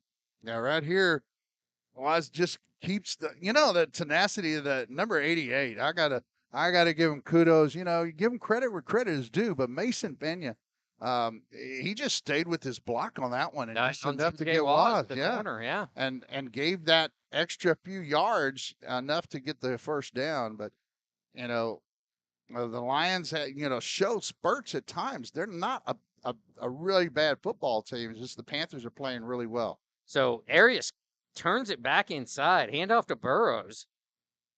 And Burrows gets 2, it looks like.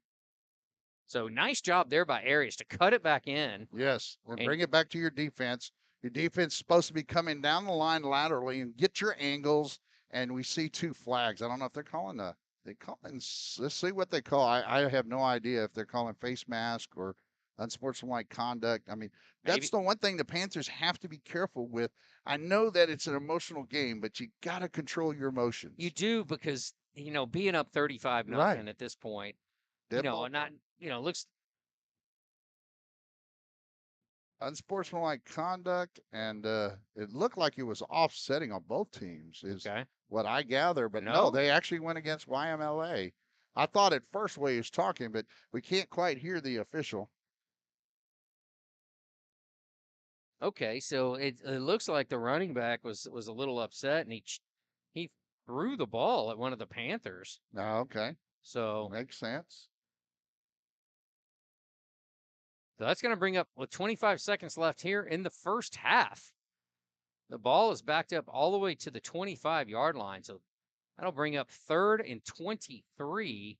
And they are rolling the clock. And I don't know if YMLA is going to run a play. Yeah, if I was them, I would not. I mean, unless they're going to, the coach Green is going to just say, okay, just let it run and we'll take it in and we'll make some adjustments, see if we can come out and do something a little different. And they will receive. YMLA Lions will get the kickoff here in the second half. Well, that's it for the first half. The Panthers come away with a big lead, 35-0, and got to give them a big row.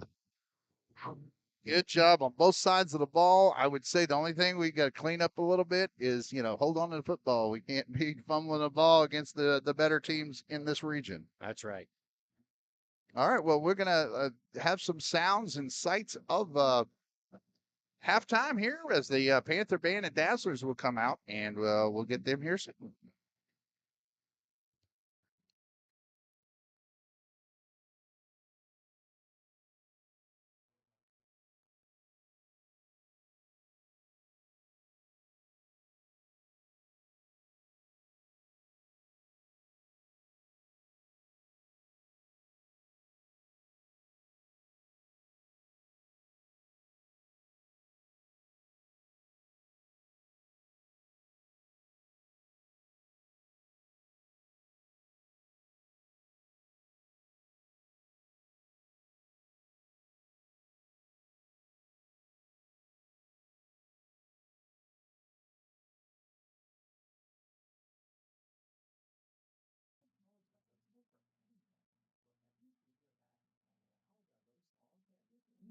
Programs, no matter the venue staff, even you because the hardware available tuition is cheap college access. And all real world training leads to real earning power. All right. We're going to be hearing the Navarro Panther Band. Hopefully, we'll be hearing them as they will be doing the Armed Forces medley. But I believe the Dazzlers are still going to come out and do their routine. So we'll try to focus in on that a little bit. And me and Lance, and hopefully we get Scott Kibbe over here. He has to make the long haul all the way around.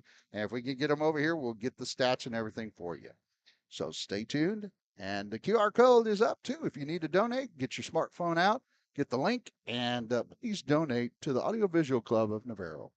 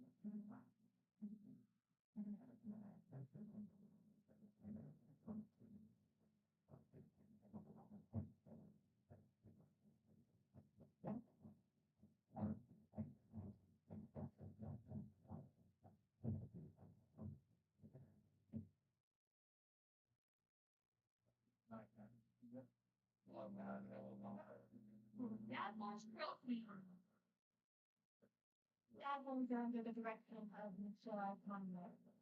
The discipline line is led onto the field by Captain Arlie Bumpy. On the first, Freeman. Navarro is Meyer Robertson. Just in the line. Walk and quarter down.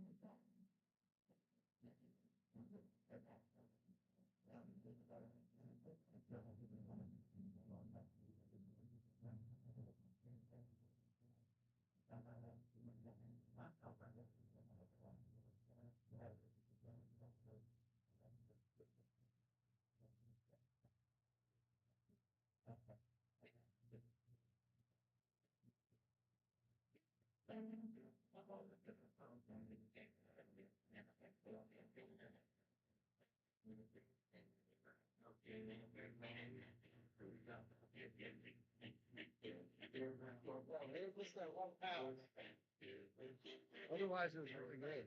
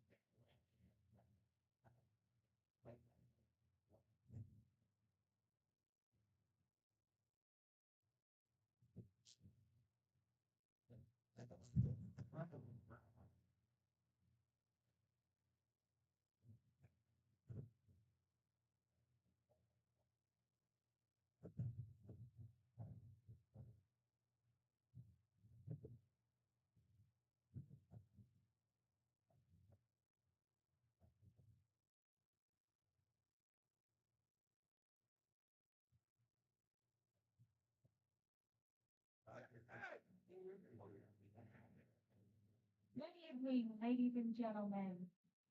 Please welcome to the field the combined Navarro and YMLA band.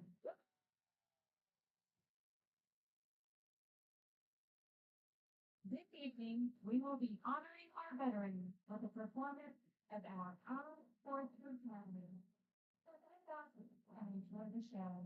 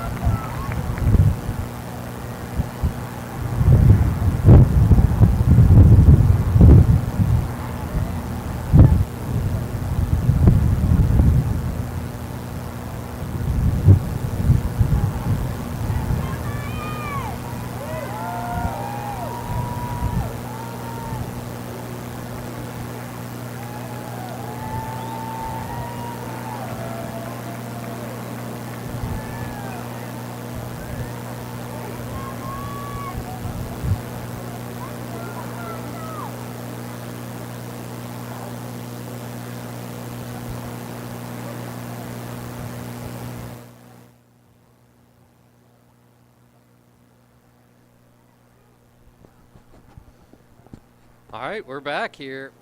We are joined by Scott Kibbe here for the first half stats. Yeah, Scott, what do you got for us? All right. For Navarro, 8 first downs, 21 rushes for 180 yards, 96 passing yards on 3 out of 5 attempts, no interceptions. Nope, they've not punted. The numbers that worry a little bit is 2 fumbles, lost both of them, and 6 penalties for 40 yards. Antoine Mebane, 6 carries, 104 yards and a touchdown. He is now at 29-17 career, so just another 83 to get to the 3,000 mark.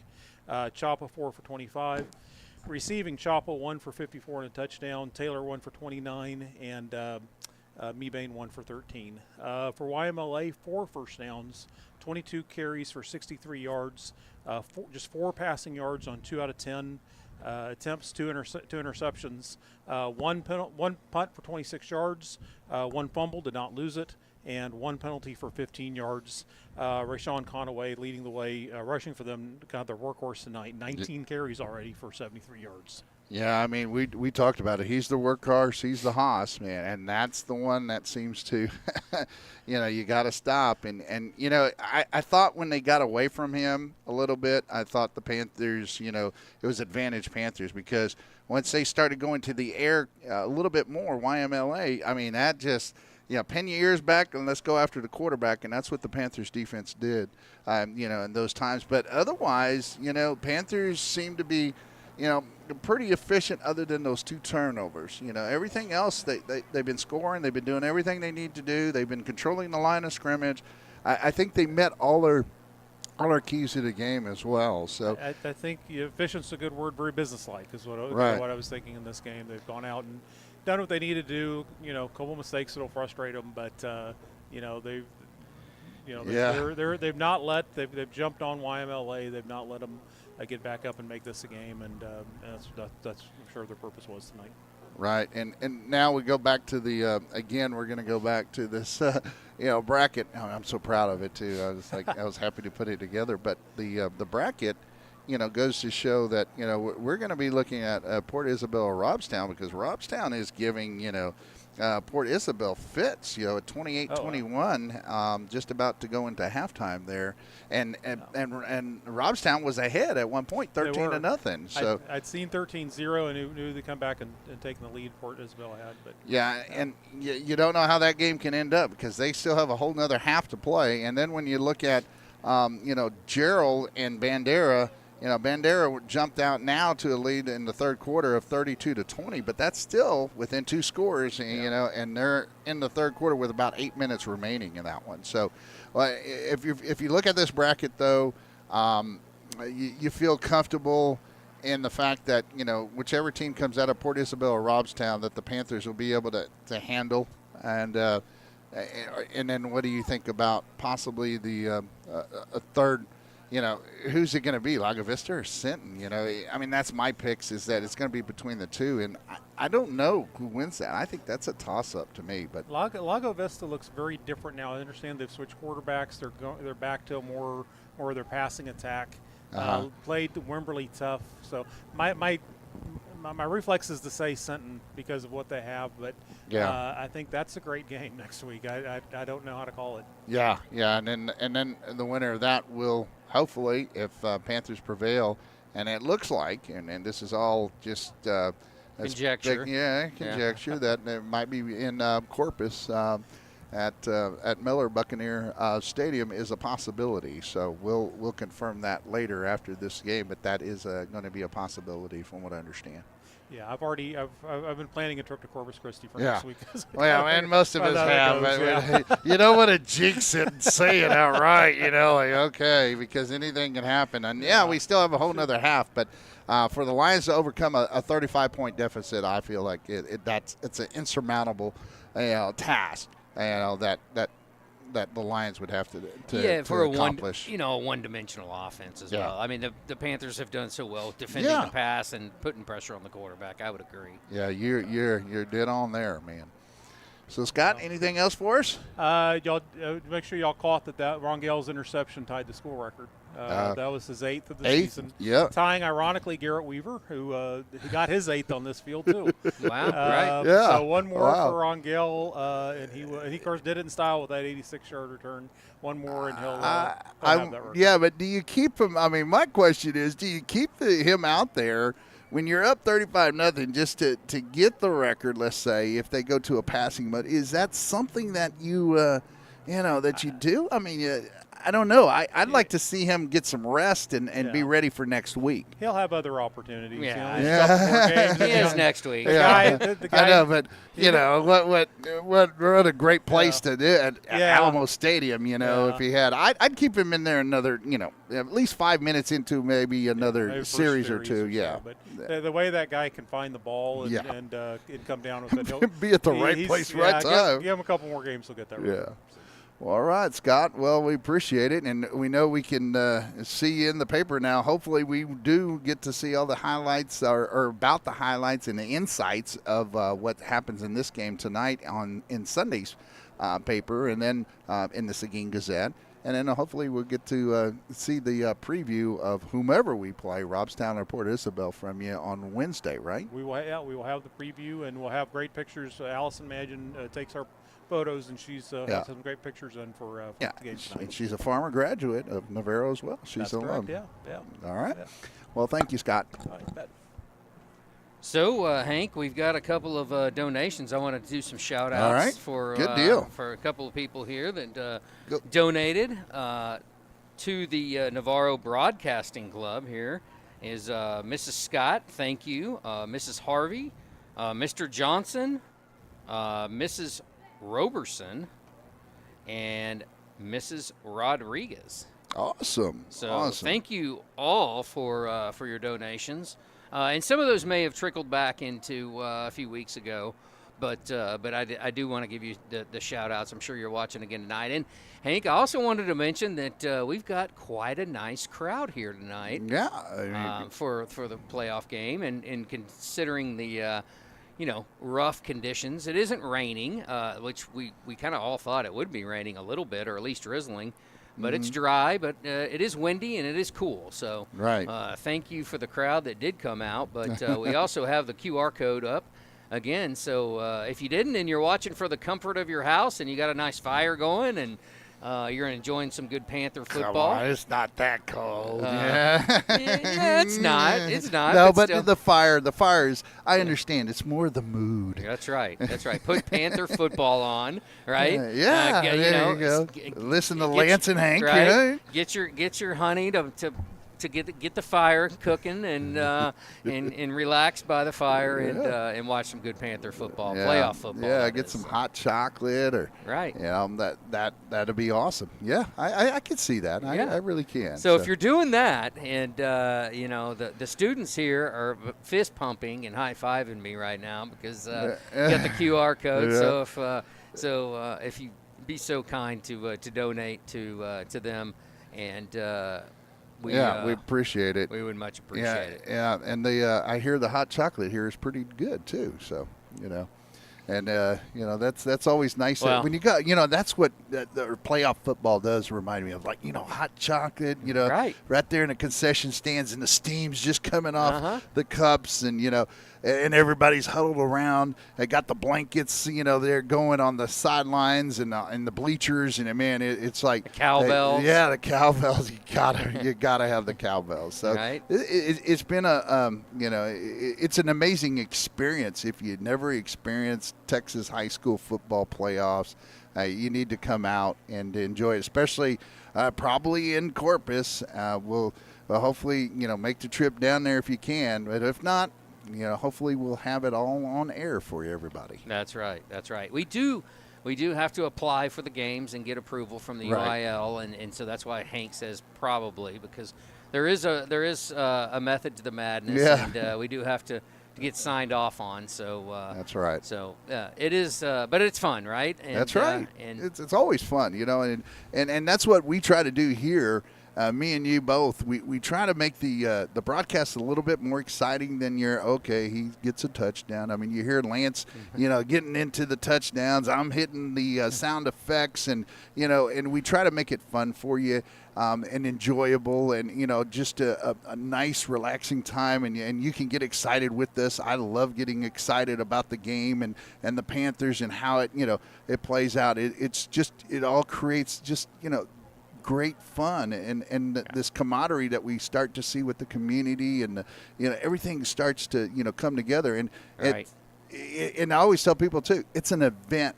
This is an event. It's not just for the football game. We've got the band, we've got the cheerleaders, we got the dance teams, we got and we got the audio visual club here, and we got them going and everything, so and the community gets to come together to watch, a football game, but it's about the community it comes down to it. It is. There's nothing more special than Texas high school football and bringing not only the school, but like Hank said, the community together. I grew up watching it from 5, 6 years old all the way through. Hank, I know as well.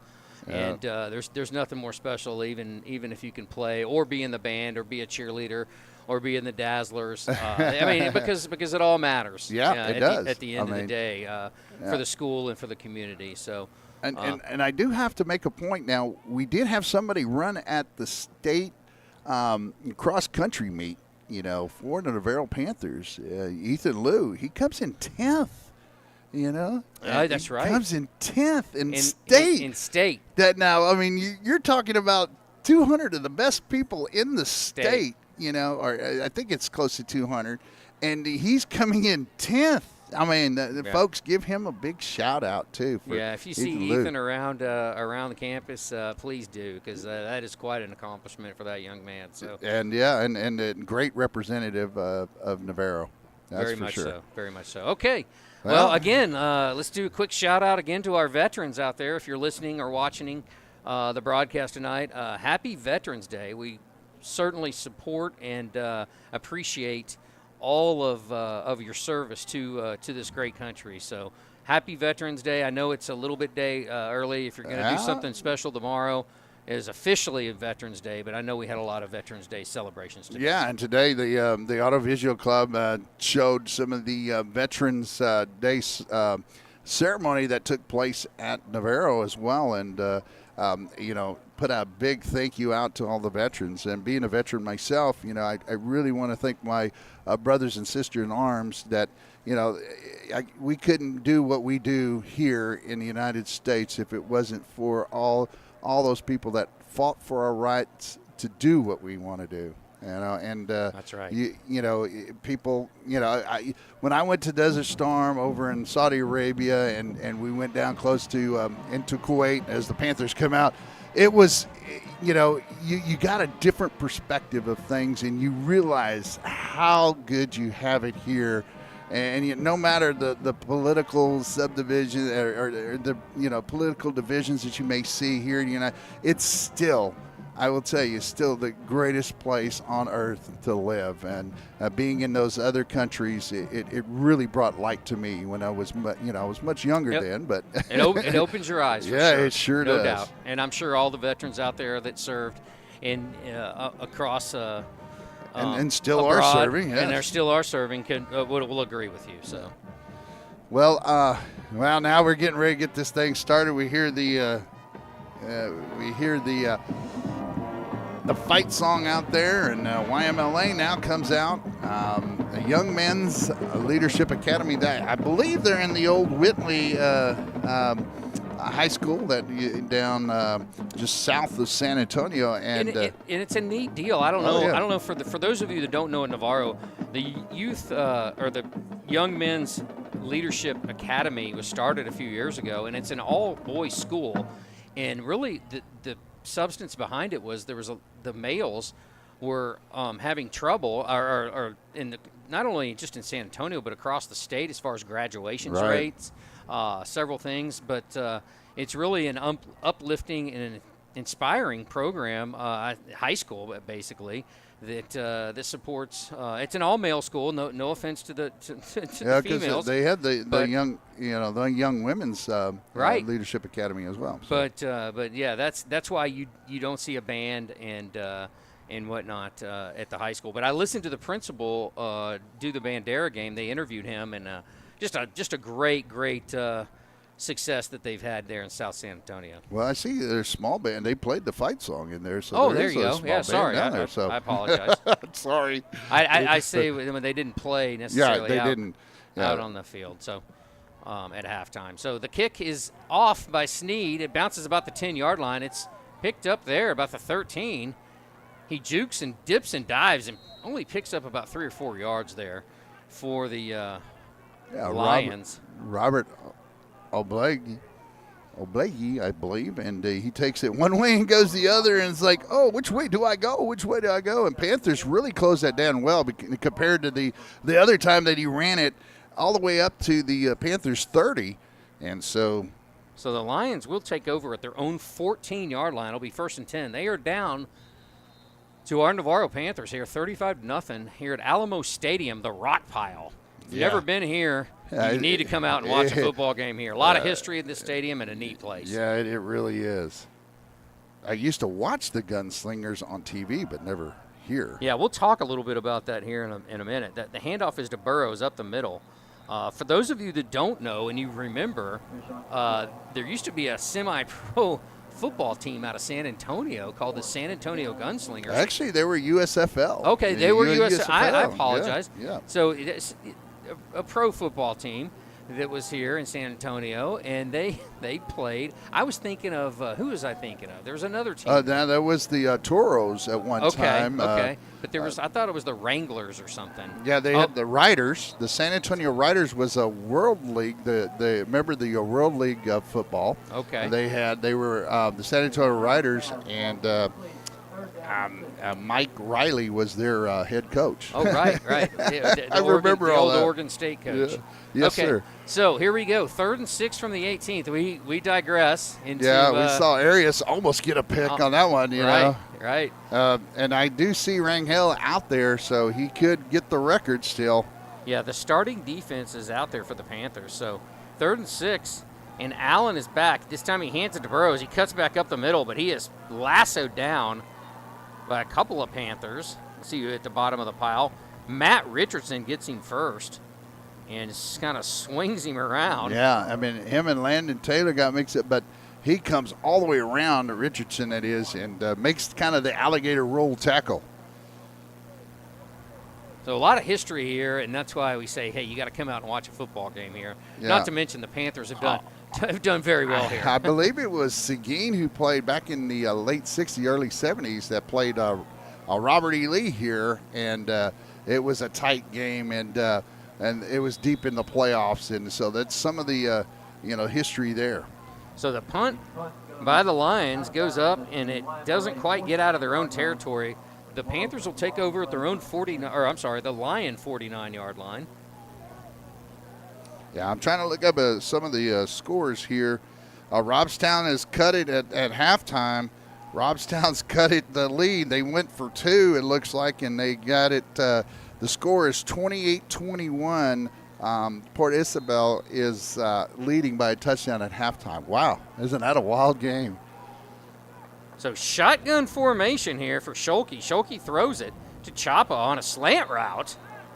Wow. Which we saw a bunch of that the past couple weeks here from the Panthers, but it just sits, but perfect. What I like about it is that Chapa just finds the hole and he sits on it and is able to make the play. So again, Schulke, he's going to throw this time. He hits just number 3 right across the middle there. That's Swartzlosey. Yeah, just right down the seam. We may not have time for a replay on that, just depending on, the Panthers are in a hurry-up mode. So, again, the Panthers showing a new wrinkle here, at least in a meaningful game here with the shotgun and throwing the ball. Let's see if they throw it 3 times in a row. No, they're going to hand it this time to Antoine. Nice. Antoine, huge hole. He's tackled finally down inside the 15-yard line. I mean, it looked like, he's going back and forth and, like, okay, I'll go right, go back the other way, and go this way. Just a hole you could drive a Mack truck through. Again, Schulke in shotgun. Handed again to Mabane off the right side. He's going to score. Oh, he's in. He scores for a Panther touchdown. And look at the blocking up front. Look at the blocking all the way here by Nick Schwartzlosey. I think he seals that inside and really makes that play, open up for Mabane. So Mabane, I think he had 83 yards to get to 3,000. I don't know, I know he didn't get 83 yards on that drive, right. But he made a nice dent in that. That's right. The kick is down, or the hold is down, the kick is up, and it is good. And that is 42-0 now for the Panthers. And we'll see if that was the final drive there for at least the offensive starters. Yeah, I don't know. Are they going to go? And that, you and me both like to see the Panthers be able to be very diverse in what they're doing, and we're starting to see that a little bit with this group. And, if you could do that in the next round of the playoffs as well, I mean, it just makes you better. And you put that on film. Now teams have to kind of like, hey, we really, they're going to have to respect that. That's right. And they're going to have to prepare for that. So you're giving them more to prepare for in the next game as well. That's right. And that what that does is that takes away from practice time right. from the slot T. That's right. Which is very deceptive and very, very hard to understand and learn and diagnose from a defensive perspective. So you're exactly right, Hank. I love it. Yeah, I do too. Be diverse. Don't be. I've always believed as a even youth football coach, try not to get just settled into one thing. Be multifaceted. So that's number 13. He's around the right side. He's got a decent return though, but he's wrangled down finally around the 26, 27-yard line. Yeah. Trying to see if that was Brighton Camp. No, that was Sonny Tolliver. Sonny Tolliver comes in and makes the tackle, gets off of his block and makes the tackle. And you like to see that because, I mean, you're the defensive player. It's a lot of hands play, and you got to break it out, and you see him taking – he uses his arms to come up and rip it out and go down the field and be able to make the tackle and get a good angle at that to make that tackle. Absolutely. And, that's something that we should probably talk about more. When I was talking about fundamentals, blocking, tackling, angles in football are huge. Yeah, there is especially geometry. On the defensive side, right? Right. I always try to teach my kids, don't go where the running back's at. Go to the spot that he's going to be at. Right. Right. And always always know where your defense's strengths come from. And Landon Taylor makes a play in the backfield there. Again, nice job by Landon Taylor. Has wow.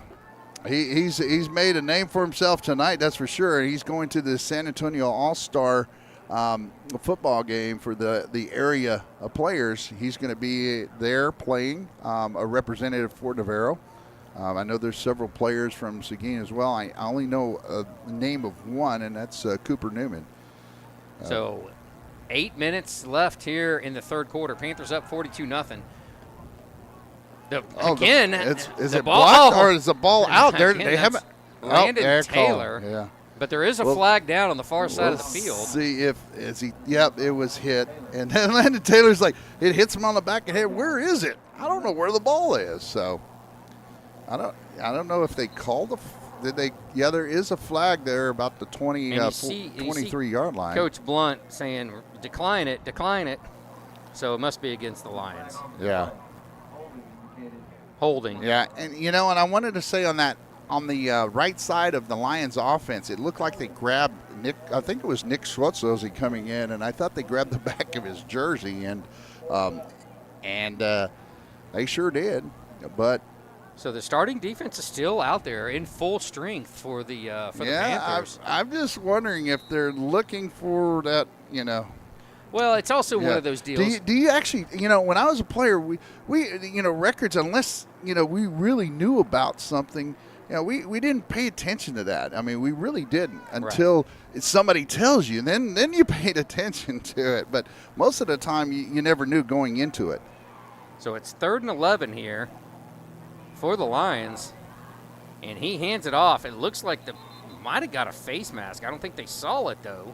Yeah, and Burrows up the middle, picks up a few, but it's going to bring up 4th and a good solid 7 or 8. yeah, I don't know if he was pulling on the ball or the face mask, but he was close. Yeah.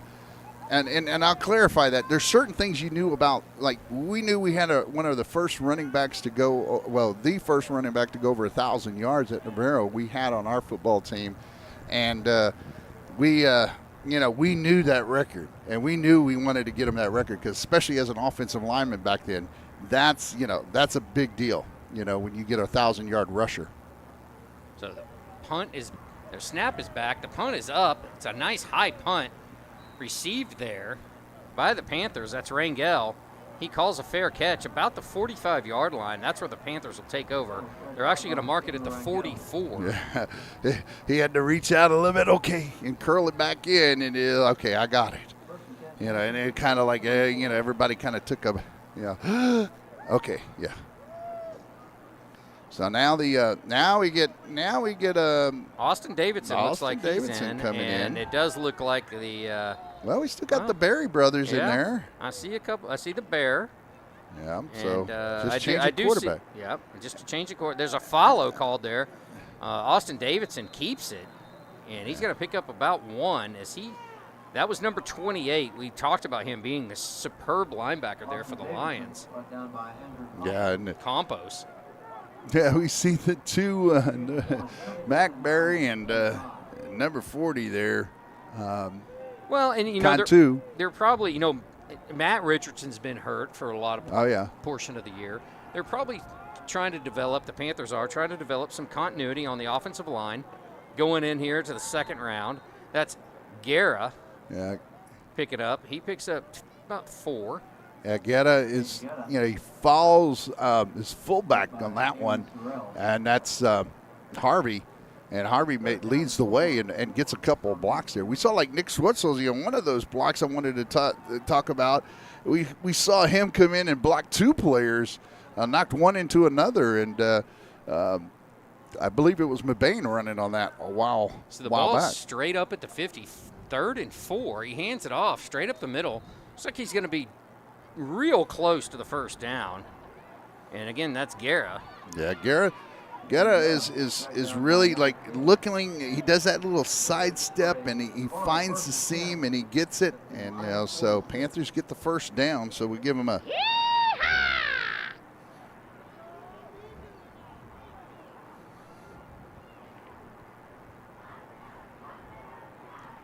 But he steamrolled a couple players, so I'll have to get the steam engine going there too. So this time he hands it off. Davidson to Harvey. Oh. And Harvey picks up a good sizable gain off the left side there. Nice block and seals the edge. Yeah, Harvey does a good job. He's a sophomore, you got to remember.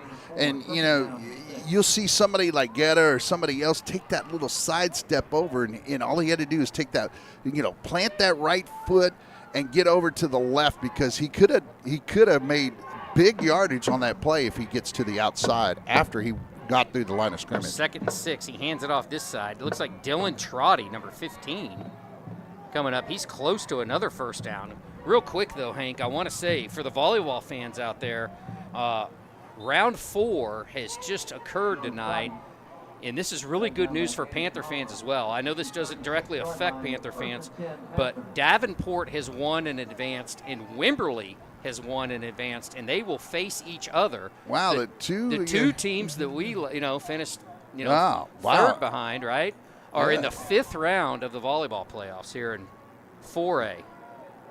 So that's Mason Harvey off the left side. He's got some room. He's got the Bear blocking for him downfield. He's down inside the 15, but back to volleyball, Hank. That is, I know that doesn't affect the Lady Panthers directly, but it just shows you how tough and how great, and we said it all year long, how great our district was for the volleyball. Yeah, volleyball, it goes to show you. And again, we may see that here in football as well. If we see Gerald come back and take over Bandera. So you've got 1st and 10 from the 14-yard line, handoff up the middle. He's wrangled down quickly, though. That's Guerra. And great play there. Let's see who that is. Number 60. McLeod, Joshua McLeod, the senior. Yeah, he came through almost unblocked. I don't even know if anybody picked him up. So if you are interested, it's the regional championship tomorrow. It's down to the final 8 teams, and those are 2 of the final 8. So congratulations to those teams, and congratulations again to the Lady Panther volleyball team. So now the Guerra takes it down inside the 10. Yeah, on that second down play, he'll bring up third down, and Guerra, just this time you can see he just follows his blocks and he's patient. But T1 Curtis was in on that one, I believe, as well. And he's a load. He's a big boy. Fella. And, hey, Guerra will be back next year. He's only a junior, so yeah. So good strong legs too, like we talked about. Most of the running backs are for the Panthers. A lot of squats, Frank. Yes. A lot of squats.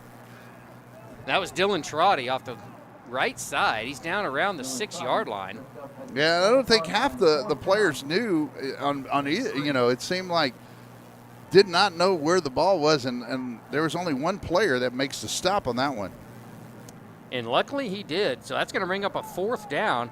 The Panthers are going to try a field goal. They're going to set it right at the 13-yard line. So this will be a 23-yard field goal for Sneed. The hold is down. The kick is up, and it is no good. Oh, man. Now we got a flag come late in. Flag. Let's see. And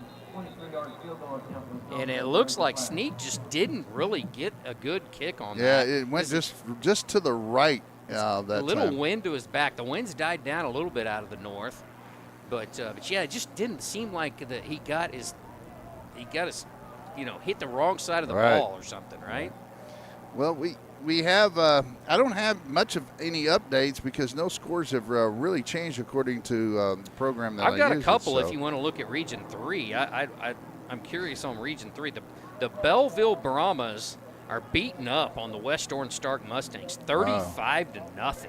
Oh, that's payback from years ago because the Belleville lost to West Orange Stark pretty bad too. And then Cuero won last night, and they will face. It looks like Hampshire Fannet. The Longhorns are beating the Brookshire Royal Falcons 35-7. Now Hampshire Fannet and Cuero should be a pretty good football game. I mean, Cuero only beat Robinson Rockets 21-3, so I was expecting a bigger blowout, but I hear that they may have had some issues come up as far as an injured player, so we'll see how that pans out. Yeah, and Lavernia Bears up 21-0 over Tuscola Midway. They're out of Corpus area. And if you didn't know, Marion lost last night to Jordanton by a score of 35-14. So the refs are sorting this out. I think if it obviously if it happens after the play, the kick, it just the defense is out there for the Panthers either way, and so now we're starting to see a rotation of some of the underclassmen come in for the Panthers. So the Lions will take over. Let's see where they're going to spot this. Another score here from New Braunfels. The Candy Cougars in the playoffs. They are up on Cedar Park Timberwolves, 16-14. Looks like it's in the 4th quarter. And the New Braunfels Unicorns are down 23-21 to San Antonio Johnson in the 3rd quarter. There must have been a flag. And a penalty. it was a personal foul that goes against the Panthers, and so now the YMLA Lions will have the ball at the 35-yard line after that 15-yard mark off, so or Lions, more. I thought it was at the. It seemed like it was the 13. But they go back from the spot where the field kick goal. It. Yep. Yeah. So pass this time is incomplete. Arias thought he had that one too. You look, and he makes a good read on the ball, and are just not quite good enough, but he did read the play and was able to get out there. So 1:05 left here in the 3rd quarter from Alamo Stadium here in San Antonio, otherwise known as the Rock Pile. Yes. 42-0, your Panthers up. That's going to bring up 2nd and 10 from the 35. Allen's going to keep it this time. He doesn't find any room, and it looks like the second string Panther defense is in there. Ryan Tatum, looks like Pugh was in on the tackle as well. Dylan Trotty. Apologize, that was Brighton Camp as well, not Pugh. So some younger Panthers in there. You got Cropper at one corner. Looks like number 24, Coronado Kenway. Yeah. At the other corner. Trying to see, Ryan Tatum is still in the secondary at a safety position. So he's got a ton of time. Allen's going to just dump it off to his back here. He gets, I'm sorry, that is Ty Burrows. He's a receiver, but he blocks a lot. Number 20 there for a nice dump off. Nice read by the quarterback. Yeah, exactly. And the Panthers, by not applying any pressure on the quarterback, gives them all the time to do that. So that's in the third quarter. So that ends the third quarter. Your Navarro Panthers up 42-0 here from a chilly 58-degree night here in San Antonio. Yeah, it's and the wind is blowing a little bit and all, but hey, it's still a great night for football. Oh, wonderful. Yeah. Wonderful. I mean, the rain held off, so that's great. We got the QR code up there for the broadcast club here at Navarro, and so make sure to get your smartphones out, please, and get the link, and it's a PayPal link, and you can go in and donate whatever you'd like, 5, 10, 20, 30, 50, 500. 500. We did have a $500 donation, and wow, that was awesome. So, and please, when you get a chance, donate, and you don't have to do it. You can even go back and, at times, and even on the other broadcasts I have, we'll have some of the QR codes up. So, but we normally take these get taken down, I should say, during football season, because and most places you do see that. So, yeah, just for studying purposes, right? All right. So last night, a couple scores: Wimberley 68, Pearsall 0. Blanco Panthers beat the Lytle Pirates 47-0. The Jordanton, you mentioned that Jordanton knocked off Marion.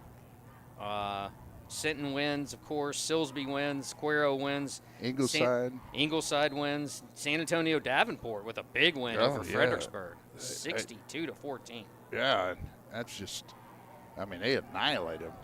So again, he's got the receiver, number 20, out in the flats. He's open. He dips. He dives, and he gets forward for a nice, sizable gain there, about 7 for the Lions.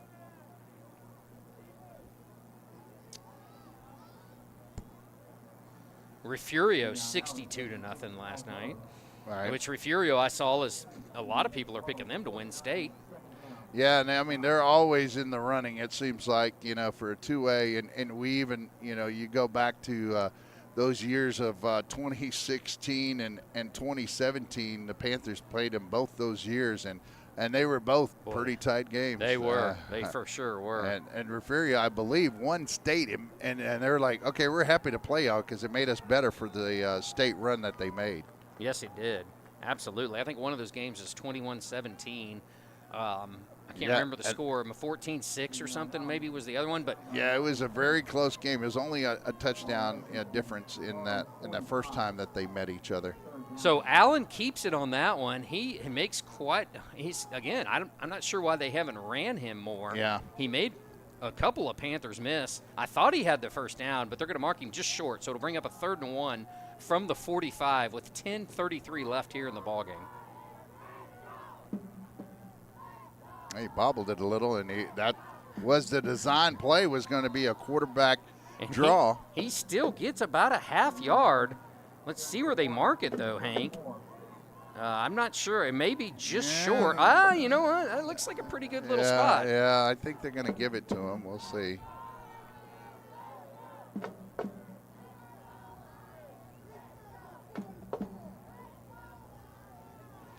For those of you that keep up with some of the Austin schools, Lake Travis up 7-3 over Austin Vandergrift. which is just both those programs. Vandergrift. Yeah, Vandergrift's been pretty good, but yeah, to see them in that first round, that's amazing. Right. So that's a 4th down. He just runs it right up the middle, and it looks like he has enough. Just enough. We'll see it here. First down. They pull the chains. And and even where I see the running back at, I agree with that actual spot. So you couldn't quite see the ball, but you could see where the player, was holding the ball and where he ended up at. So again, with the Panthers having a lot of seniors, you're seeing a lot of the players that you're going to see next year. He throws it back to Burrows. Burrows behind the line of scrimmage, makes a move, makes a man miss, makes another, breaks through a tackle, but Ryan Tatum finally gets him. So yeah, and you got to remember, this is not the starting. There's 1, 2, 3, and Tatum hangs one of the smallest guys on the field there. Ryan Tatum makes the tackle, but tackles him low, right? Yeah, right. And took 3 different guys. We can't have missed tackles, and it shows you the strength of Burrows and his ability to break tackles. And if you don't gang tackle him, if it's just one-on-one, he's breaking that tackle, as we saw just on that play. Another slot T team is winning. Oh, right through the hands there. Yeah. I always keep an eye on the Liberty Hill Panthers up there. Oh, yeah. The northwest side of Austin. They're a slot team. And they're still doing a slot team. And they've been doing it since we lost to them in that first round in 2011. Right. It's like, and they're purple, and they're called the Panthers, too. Yeah. And they run the slot team. Yeah. So. We used to scrimmage them when I was in high school. Oh, wow. Yeah, they were a regular scrimmage, and they ran the option. And so the next year, we were running the option. So 3rd and 5, Allen back to pass. He completes it. He turns back up. He's going to be down to about the 32-yard line, which should give him enough for a first down, and that's number 5. Yeah, and that's actually a nice placement of the ball.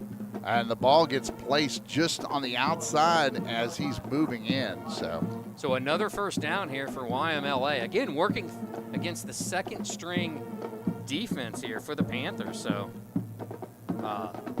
good to see that, one of the things we haven't talked about is that, the Panthers, we'll talk about that. Allen's going to go deep. He doesn't have it. Oh, and it's intercepted. Nice interception there by the cornerback. Again, double team. He throws it a little bit short. Nice return. He's dipping and diving, weaves his way up past out the 40-yard line, and almost looks like his shoe got taken off. Yeah, right there. One of the YMLA players tosses it back, but that was number 24. That's Colorado Kenway. Yeah, so now we got, was it 3 interceptions for the night? That is. Yeah, it takes it from 22 now to 25 on the season. You include the regular season and the playoffs. And, he didn't have a lot of pressure on him that time. That time he just threw it short. Davidson hands off up the middle for a minimal gain for the Panthers. Yeah, still forward progress. You like to go forward and not backwards, in this offense. So Panthers start the drive at their 43-yard line. Pick up 2 there. 2nd and 8. Hands off this time. Coming back to cuts it back. That's Harvey, and he's got a first down, about 12. Yeah. Now Harvey is the son of the strength and conditioning coach here, Coach Harvey. And you could see the strength that they can as well. Yes, you can, because Mason Harvey is a sophomore, and he is a big boy. You can tell that sports nutrition at the Harvey household. It hits that weight room daily and a lot of time in it. Yeah, and eats, and he's got a great diet, Yeah. Oh, yeah, that's a key. So. I got quiet out there in the crowd. And Davidson lets the play clock run down. He hands it to Trotty, going off the backside there. Yeah, Trotty couldn't get to the outside. He didn't have that edge that you needed, and it blocked down, but couldn't quite get the one player that you have to get. You can't let any major penetration in the line, and the Panthers' offensive line that time did allow penetration on that right side of their offense.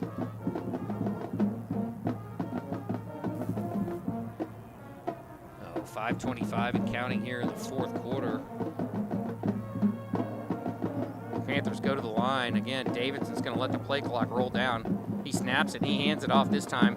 That looks like to the fullback. Oh, the ball is loose again, and that is Cohen Blunt. Yeah, Cohen Blunt is, I don't know what's happened here lately, but you got to hold on to the ball all the way down, and that ball looks like, oh, wow, that was close before he, I mean, I think the Panthers caught a break there. I think so, because it looked like he was on top of a player. Right, as he's going down, you could see the YMLA, rip the ball out. We can see that one again, but we'll wait.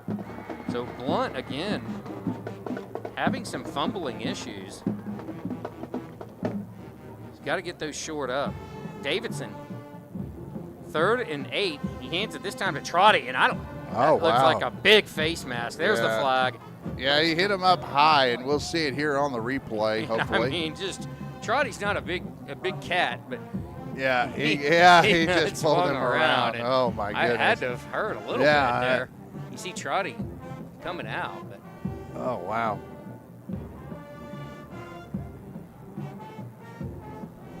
And that was a good-sized boy that grabbed the face mask there. I think it was number 60. He's kind of saying number 62. So they'll mark that off. Yeah, 62 for the Lions. James Castillo.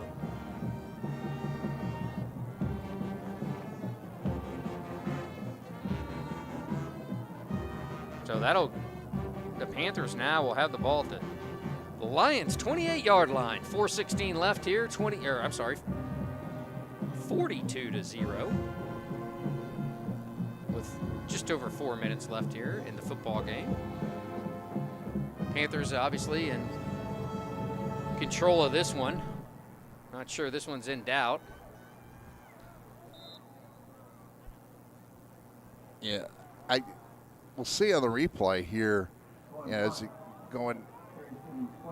And he just handed off straight up the middle there. Yeah, Cohen, and they're all aiming low. You see that, and because that's what you're gonna do with a big guy like Cohen Blunt. So. Right. Pickup of 3. It'll bring up 2nd and 7 from the 25. And again, the Panthers are just taking their time, as they should. Just running this clock down and to get out of here. It looks like Robstown and Port Isabel tied up at 28, Hank. Oh, let's see that. Wow, you got that score update. Handoff this time to Cropper going to the other side. He is.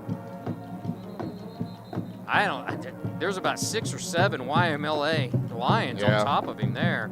He's going to lose a couple. Yeah, and nowhere to go. Number 40, hanging on for dear life. And again, his 2nd string. That's Cantu, Dominique Cantu. Offense is in there as well. Offensive line. 3rd down and 10. Do you get Davidson out there to throw? What do you do here, Lance? Do you try to pass the ball? I think so. Yeah. I think you let Davidson whirl it a little bit, spin it, right? That's right. And he's not. He's going to hand it up the middle and bobbles the ball. That was Cropper, and it flew up in the air, but it bounced right back to him. If you watch, Hank. Yeah, we watch. Yep, there it is, and he goes back to have to go and grab it, So he loses probably a yard just to jump back in the air, and it's going to bring up 4th.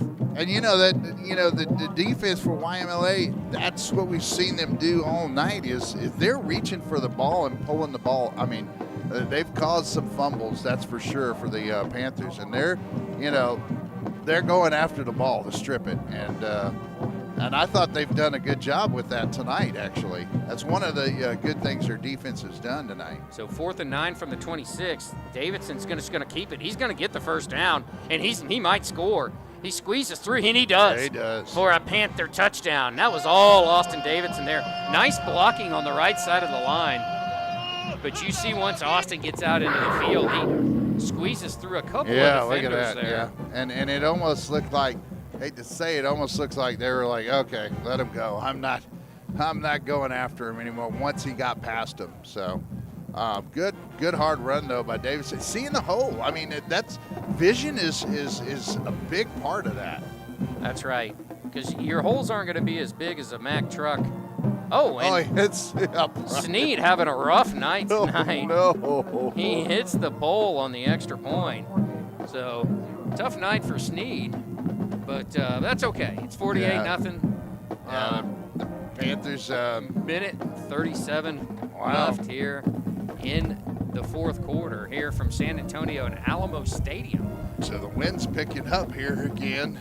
You can hear it in the crowd mic. So you got any other scores you want to update us on, man? You know, the only one I have is the Robstown Cotton Pickers and Port Isabel Silver Tarpons, 28 all, like you said a while ago, and that's a big one. But I haven't. Bandera's still up. Yeah, and it shows the final. Yeah, it says final. Yeah, 32-20. So Bandera gets gets the win over Gerald Cougars. But remember earlier in the year the Panthers won. I believe that game was 64-14 or something to that effect. That's right. And Laga Vista looks like they are going to win tonight as well over Divine. Big over Divine, 42-6. So the Laga Vista and Sitten are playing each other. So, wow. And it looks like right now, obviously the Panthers are going to advance, but the question is who are they going to play? Yeah. So I know that. Yeah, we don't know yet. And as I said, if everything goes right, it'll be in Corpus Christi. That the next game will be played for the Panthers. No matter if it's my understanding, no matter if it's Port Isabel or Robstown, but Robstown will be almost like a home game. So the kick is fielded there by YMLA. He's got some room, but he can't break the tackle. Looked like he had some room there, but yeah. And I mean, luckily the Panthers come up and looks like Coldonado Kenway was the player that brings him down. So yeah, number 24, the sophomore. I know the coaches are high on Colorado. Yeah. Heard his name several times. Yeah, now I like the name. Colorado. There you go. I mean, I don't have to like the state, but I like the. No, I'm just joking. It's like I have nothing against Colorado or any other state in the union. Other than that, Texas is where I want to be and where I was born and raised. So. That's right. So yeah, I mean, we're looking at a game. We're trying to follow the Cotton Pickers and Port Isabel. I mean, Robstown and Port Isabel, they're still knotted up, and we'll be following that game close here. And this game will be ending rather quickly. With we've got a minute 27. Right, and New Braunfels looks like they kicked a field goal, and they've gone up 24-23 on San Antonio Johnson.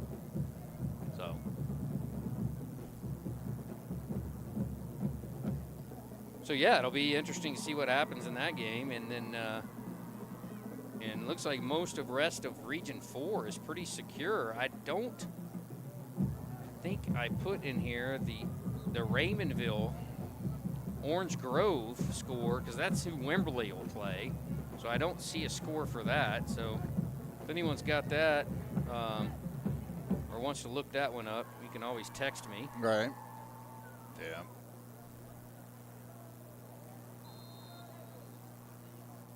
Yeah, Judson's blowing out Clark 27-0 is what I have. Comfort taking on Taft, winning 55-14. So Allen back in the shotgun. The snap, and he hands it. A lot of a bobbled snap, and then a bobbled handoff from Allen. Looks like to a new running back there, number 40, and that's Dominic Cantu. He's a senior. No gain, second down. Oh, no gain there. Second down and 10, and just over a minute here left in the football game. Yeah, 35-15 Orange Grove over Raymondville. Okay. So far. So we're in the fourth quarter. And that's what I think we expected. Yeah. So Orange Grove, yeah, much better team this year too overall. And we just played Orange Grove at the sub-varsity level, and a tight ball game. I think it was 29-22. We got the victory. So. Yeah, a good hard run. We've seen Dominique Cantu, on the defensive side, but wow, he's running the ball pretty well. So let's see what YMLA decides to do here with 23 seconds and counting here in the fourth. I know they'll get at least one more play here. 3rd and 5 from their own 30. He's back to pass. That's Allen. He's got a bunch of time. And he just throws it out and well, they get a 4th down play, I guess, out of it. Just throws it away. He's over there talking to his receiver going, a little miscommunication, obviously, but yeah, I mean, yeah, at that point you don't stand there. You gotta be able to make a move. The receiver, that is, and he was telling the receiver to go down the field at that point. It's going to be 4th and 5 here, and I would only expect somewhat of a Hail Mary, and the Panthers will play more of a prevent type of defense. And they're 4th. So Allen's back, 4th and 5. He is going to throw it. He is going to get the first down. Number 82. The question is no, that's the last play of the football game. Yeah, they're going to say that's it because as time has run out. You see, he goes down. Let's see, right when he goes down. Oh, it's so close. They could say they have a second. I mean, and they can call timeout, but I doubt that they want to go through that. And that's the end of the football game, as it signaled by the officials. So when they hold up the ball, so that's it. Yep. That's all. Game's over. That's the ball game there. So. Well, now we get to sit back and wonder who the Panthers are going to play, because I'm kind of like, you know, we were looking at Port Isabel as the favorites, so maybe if we can get the QR code and the brackets, but in a smaller bracket. We'll put both up there and put the bracket more over to the left side. That way we can, you know, still talk about this. But either way, the Panthers played a pretty good football game. I won't say perfect because of the, you know, the way it worked out. So we have up there, we do have the brackets. Now we've seen that Lago Vista is going to run away with that game. It's 42-12 is the final. So Lago Vista does advance, and they'll play Sinton. So those two teams will meet. Don't know where they would meet, you know, sometimes somewhere in between. But yeah, last year it was in Seguin. Yeah, it was in Seguin. And then, was it Divine and Lago Vista was in Seguin, I believe, tonight, in fact, and Divine. And they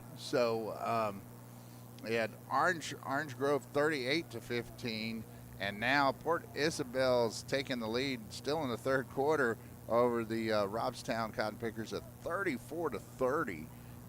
So that's and Port Isabel was favored by 19 in that football game. So yeah, that's a big yeah. And Robstown, I felt like Robstown was that team that you hadn't. You know, that really hadn't got their due. You know, like they've always been at the bottom. You know, it seemed like for a good while, but now they're working their way back up, and they've won some games this year, and they're not just a pushover team for division. The district. I believe they're in District 15. So right. Well, Hank, who do we give the player of the game to?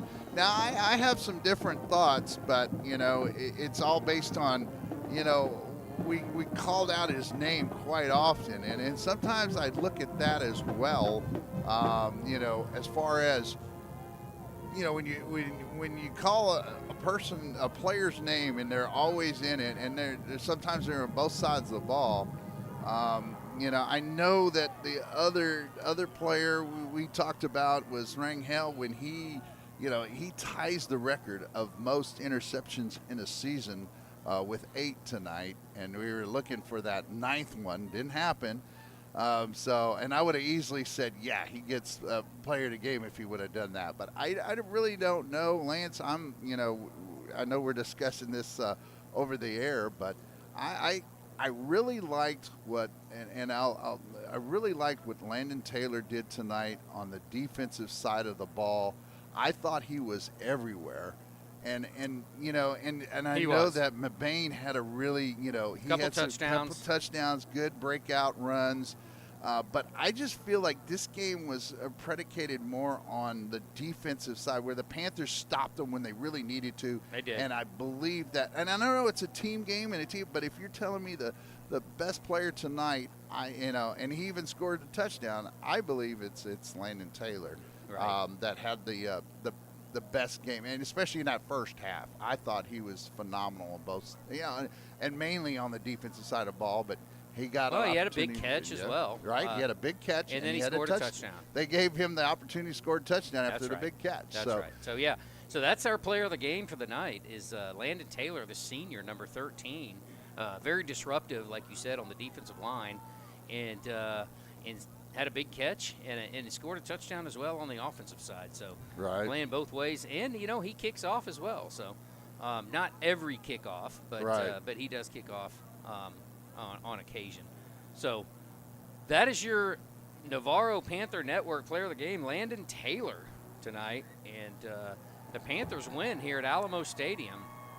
Yeah, we'll give a little dance to that.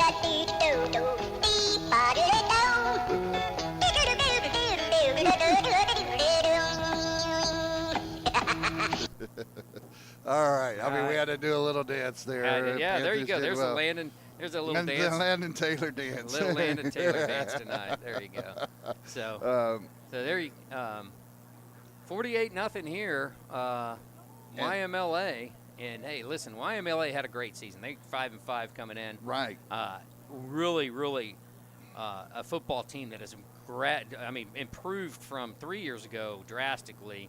Where I know we beat them 75, I think, to 7 or something. Yeah, 70 to something. 70 to 7 or something. To that. It was somewhere in that vicinity. And the year before, I think it was due to COVID and all that. Yeah, so, we didn't play. And we didn't play, but we thought we were going to play them, but they just didn't have enough players really Right. to play, That's and so right. they had to essentially forfeit or Right.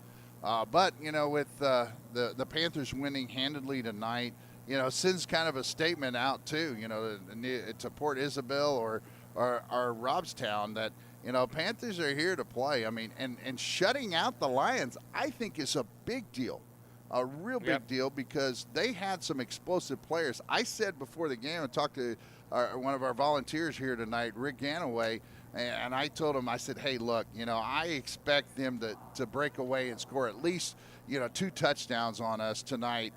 Because they had Conaway and some players like, again, Burrows, number 22, and I thought, we would see the Lions have a couple of touchdowns that way. But man, the Panthers defense just came up with such big stops when they absolutely had to, and made the plays, and really kept. And I'd like to see the stats on the passing yardage, because I think the Panthers did a really good job of holding them to well under 100 yards passing overall. They did. The Panther defense showed up in force, no doubt, and again, they have been getting better and better every single week. So big moving on to the second round of the playoffs, the area round. By-district champions here tonight for the. Yeah, we got to celebrate that, and hopefully we'll get a little header up there that says by-district champs. And I was just going to tell you that Scott Kibbe is on his way over to give us the final stats. I'd actually want to see how the final stats played out here. Okay. To see if everybody else wants to hear it. I know that we have kiddos here that need to get home and all, but we're going to try to get that done rather quickly. And Lance, though, who would you rather see, though? That's always one of those questions that really it's a loaded question, I guess you say, because either way you could be right or either way you could be wrong. But who would you take? Who would you want to play between Robstown and Port Isabel? I haven't seen a lot of Robstown play this year. I do know that Port Isabel runs the slot T, so I would think. It really depends. If you play Port Isabel, you're used to playing against the slot T from a defensive perspective, right, in practice and things like that. So, I think that's the easier path really for the Panthers. But if you're looking forward and maybe to the next round, the third round or the fourth round or something, Robstown doesn't run the slot T, so and the Panthers have had a lot of success for the most part defending the pass this year with the interceptions. Minus some little struggles on the corners, but hey, when teams in this era, they throw the ball that much, there it is. you are gonna see some breakdowns. So yeah. But there it is. Yeah. I don't know. I don't know if it really matters. Yeah. I think the Panthers are going to be favored against either team. Right. I do. And I think the Panthers. It's a very winnable game. I always feel that it's strange when you play another team that you somewhat mirror, but Port Isabel runs it a little different. They run it more like the Canyon Lake when Canyon Lake. And I don't know if they still do, but I know Canyon Lake ran a version of the slot T, but they'd run more jet sweeps out of it and run almost like a double wing at times. And so, they run it a little different. And I see Port Isabel, having their own little flavor to it, adding their flavor to it where it's not exactly the same. It's got its own little variation. And so with that, though, I think it's always difficult for the, a Panthers team to go somebody that almost mirrors you because, you see it, you do see it in practice, but when they have wrinkles in those plays that I'm just afraid that, if somebody wants to start, they watch this game and they see Burrows starting to pound the ball and move the ball on the Panthers, that makes me nervous. Right. So. Yeah. So now I have we're going to have Scott Kibbe join us here in just a moment. He's trying to get his stuff together.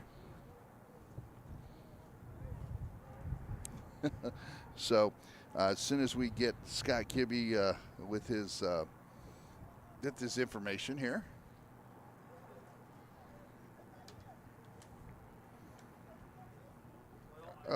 Okay, we'll bring him in. Hey, Scott. So hey, I see you over here fumbling with your papers and stuff and looking through, and I'm going, oh, my goodness. Did he lose something? My main sheet. I don't know if that's not it. I left it over there. We've got to find it out. I can give you a lot of it, though, okay. Based on the other information I've got here.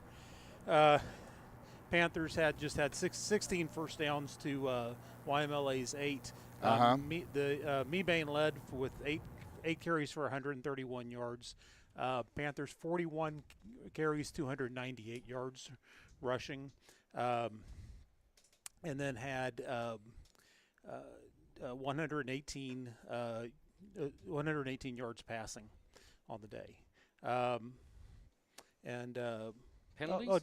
I do have my sheet right here. I'm sorry. Oh, there it is. It's right here. Okay, let's go back.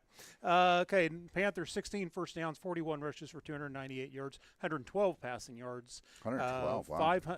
5 out of 7. They did not punt. They had 2 fumbles, lost both. 7 penalties for 55 yards. Mebane 8 carries for 131 yards, 2 touchdowns. Now is just within 57 yards of the 3,000 yard mark. Harvey 3 for 36. Chapa 2 catches for 60 yards and a touchdown. For YMLA 8 first downs, 33 rushes, 91 yards, 37 passing yards on 6 out of 20. With 3 interceptions, Panthers extend that school record now 25 interceptions on the season. Really smash the old record. Maybe put this one out of reach for a while. 3 punts for average 27 yards, 2 fumbles, did not lose either, 2 penalties for 30 yards. Conaway 25 carries for 90 yards for them. Wow. So yeah, they cut Conaway and Burrows. Did you ever get?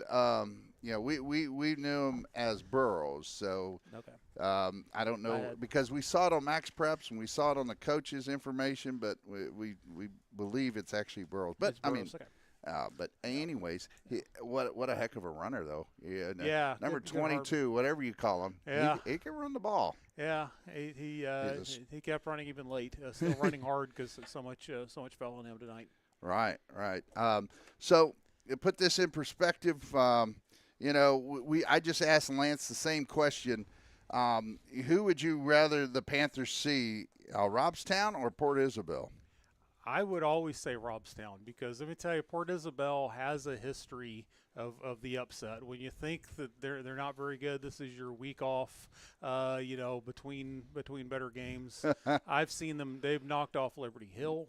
They knocked off on my alma mater, Hondo, 3 times. Oh, my goodness. Each year, Hondo thinking they were better. And then no Panther fan will forget 2012, when certainly felt like we're a better team, got off to 13-0 lead. They're very well coached, have a legend, I guess, still coaching there. They're kind of sneaky. You don't take them. Obviously, Panthers handled them 2 years ago, but they've got a lot of experience and tradition there. Amazing. So I agree. I never got to the point where I said who I'd rather see, but I think I'd rather see Robstown. And plus, I don't think they've seen a slot T. Sorry about that.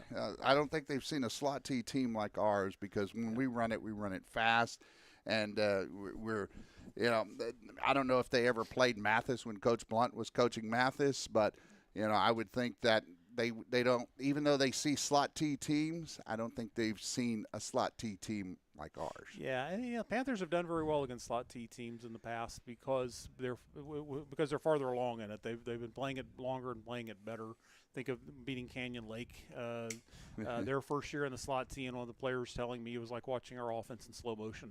I think the score was 62-0. So they've had good success. Mathis gave them a good game. Of course, Liberty Hill. They split those 2 games a number of years ago. But for the most part, they've handled other slot T teams well. Wow.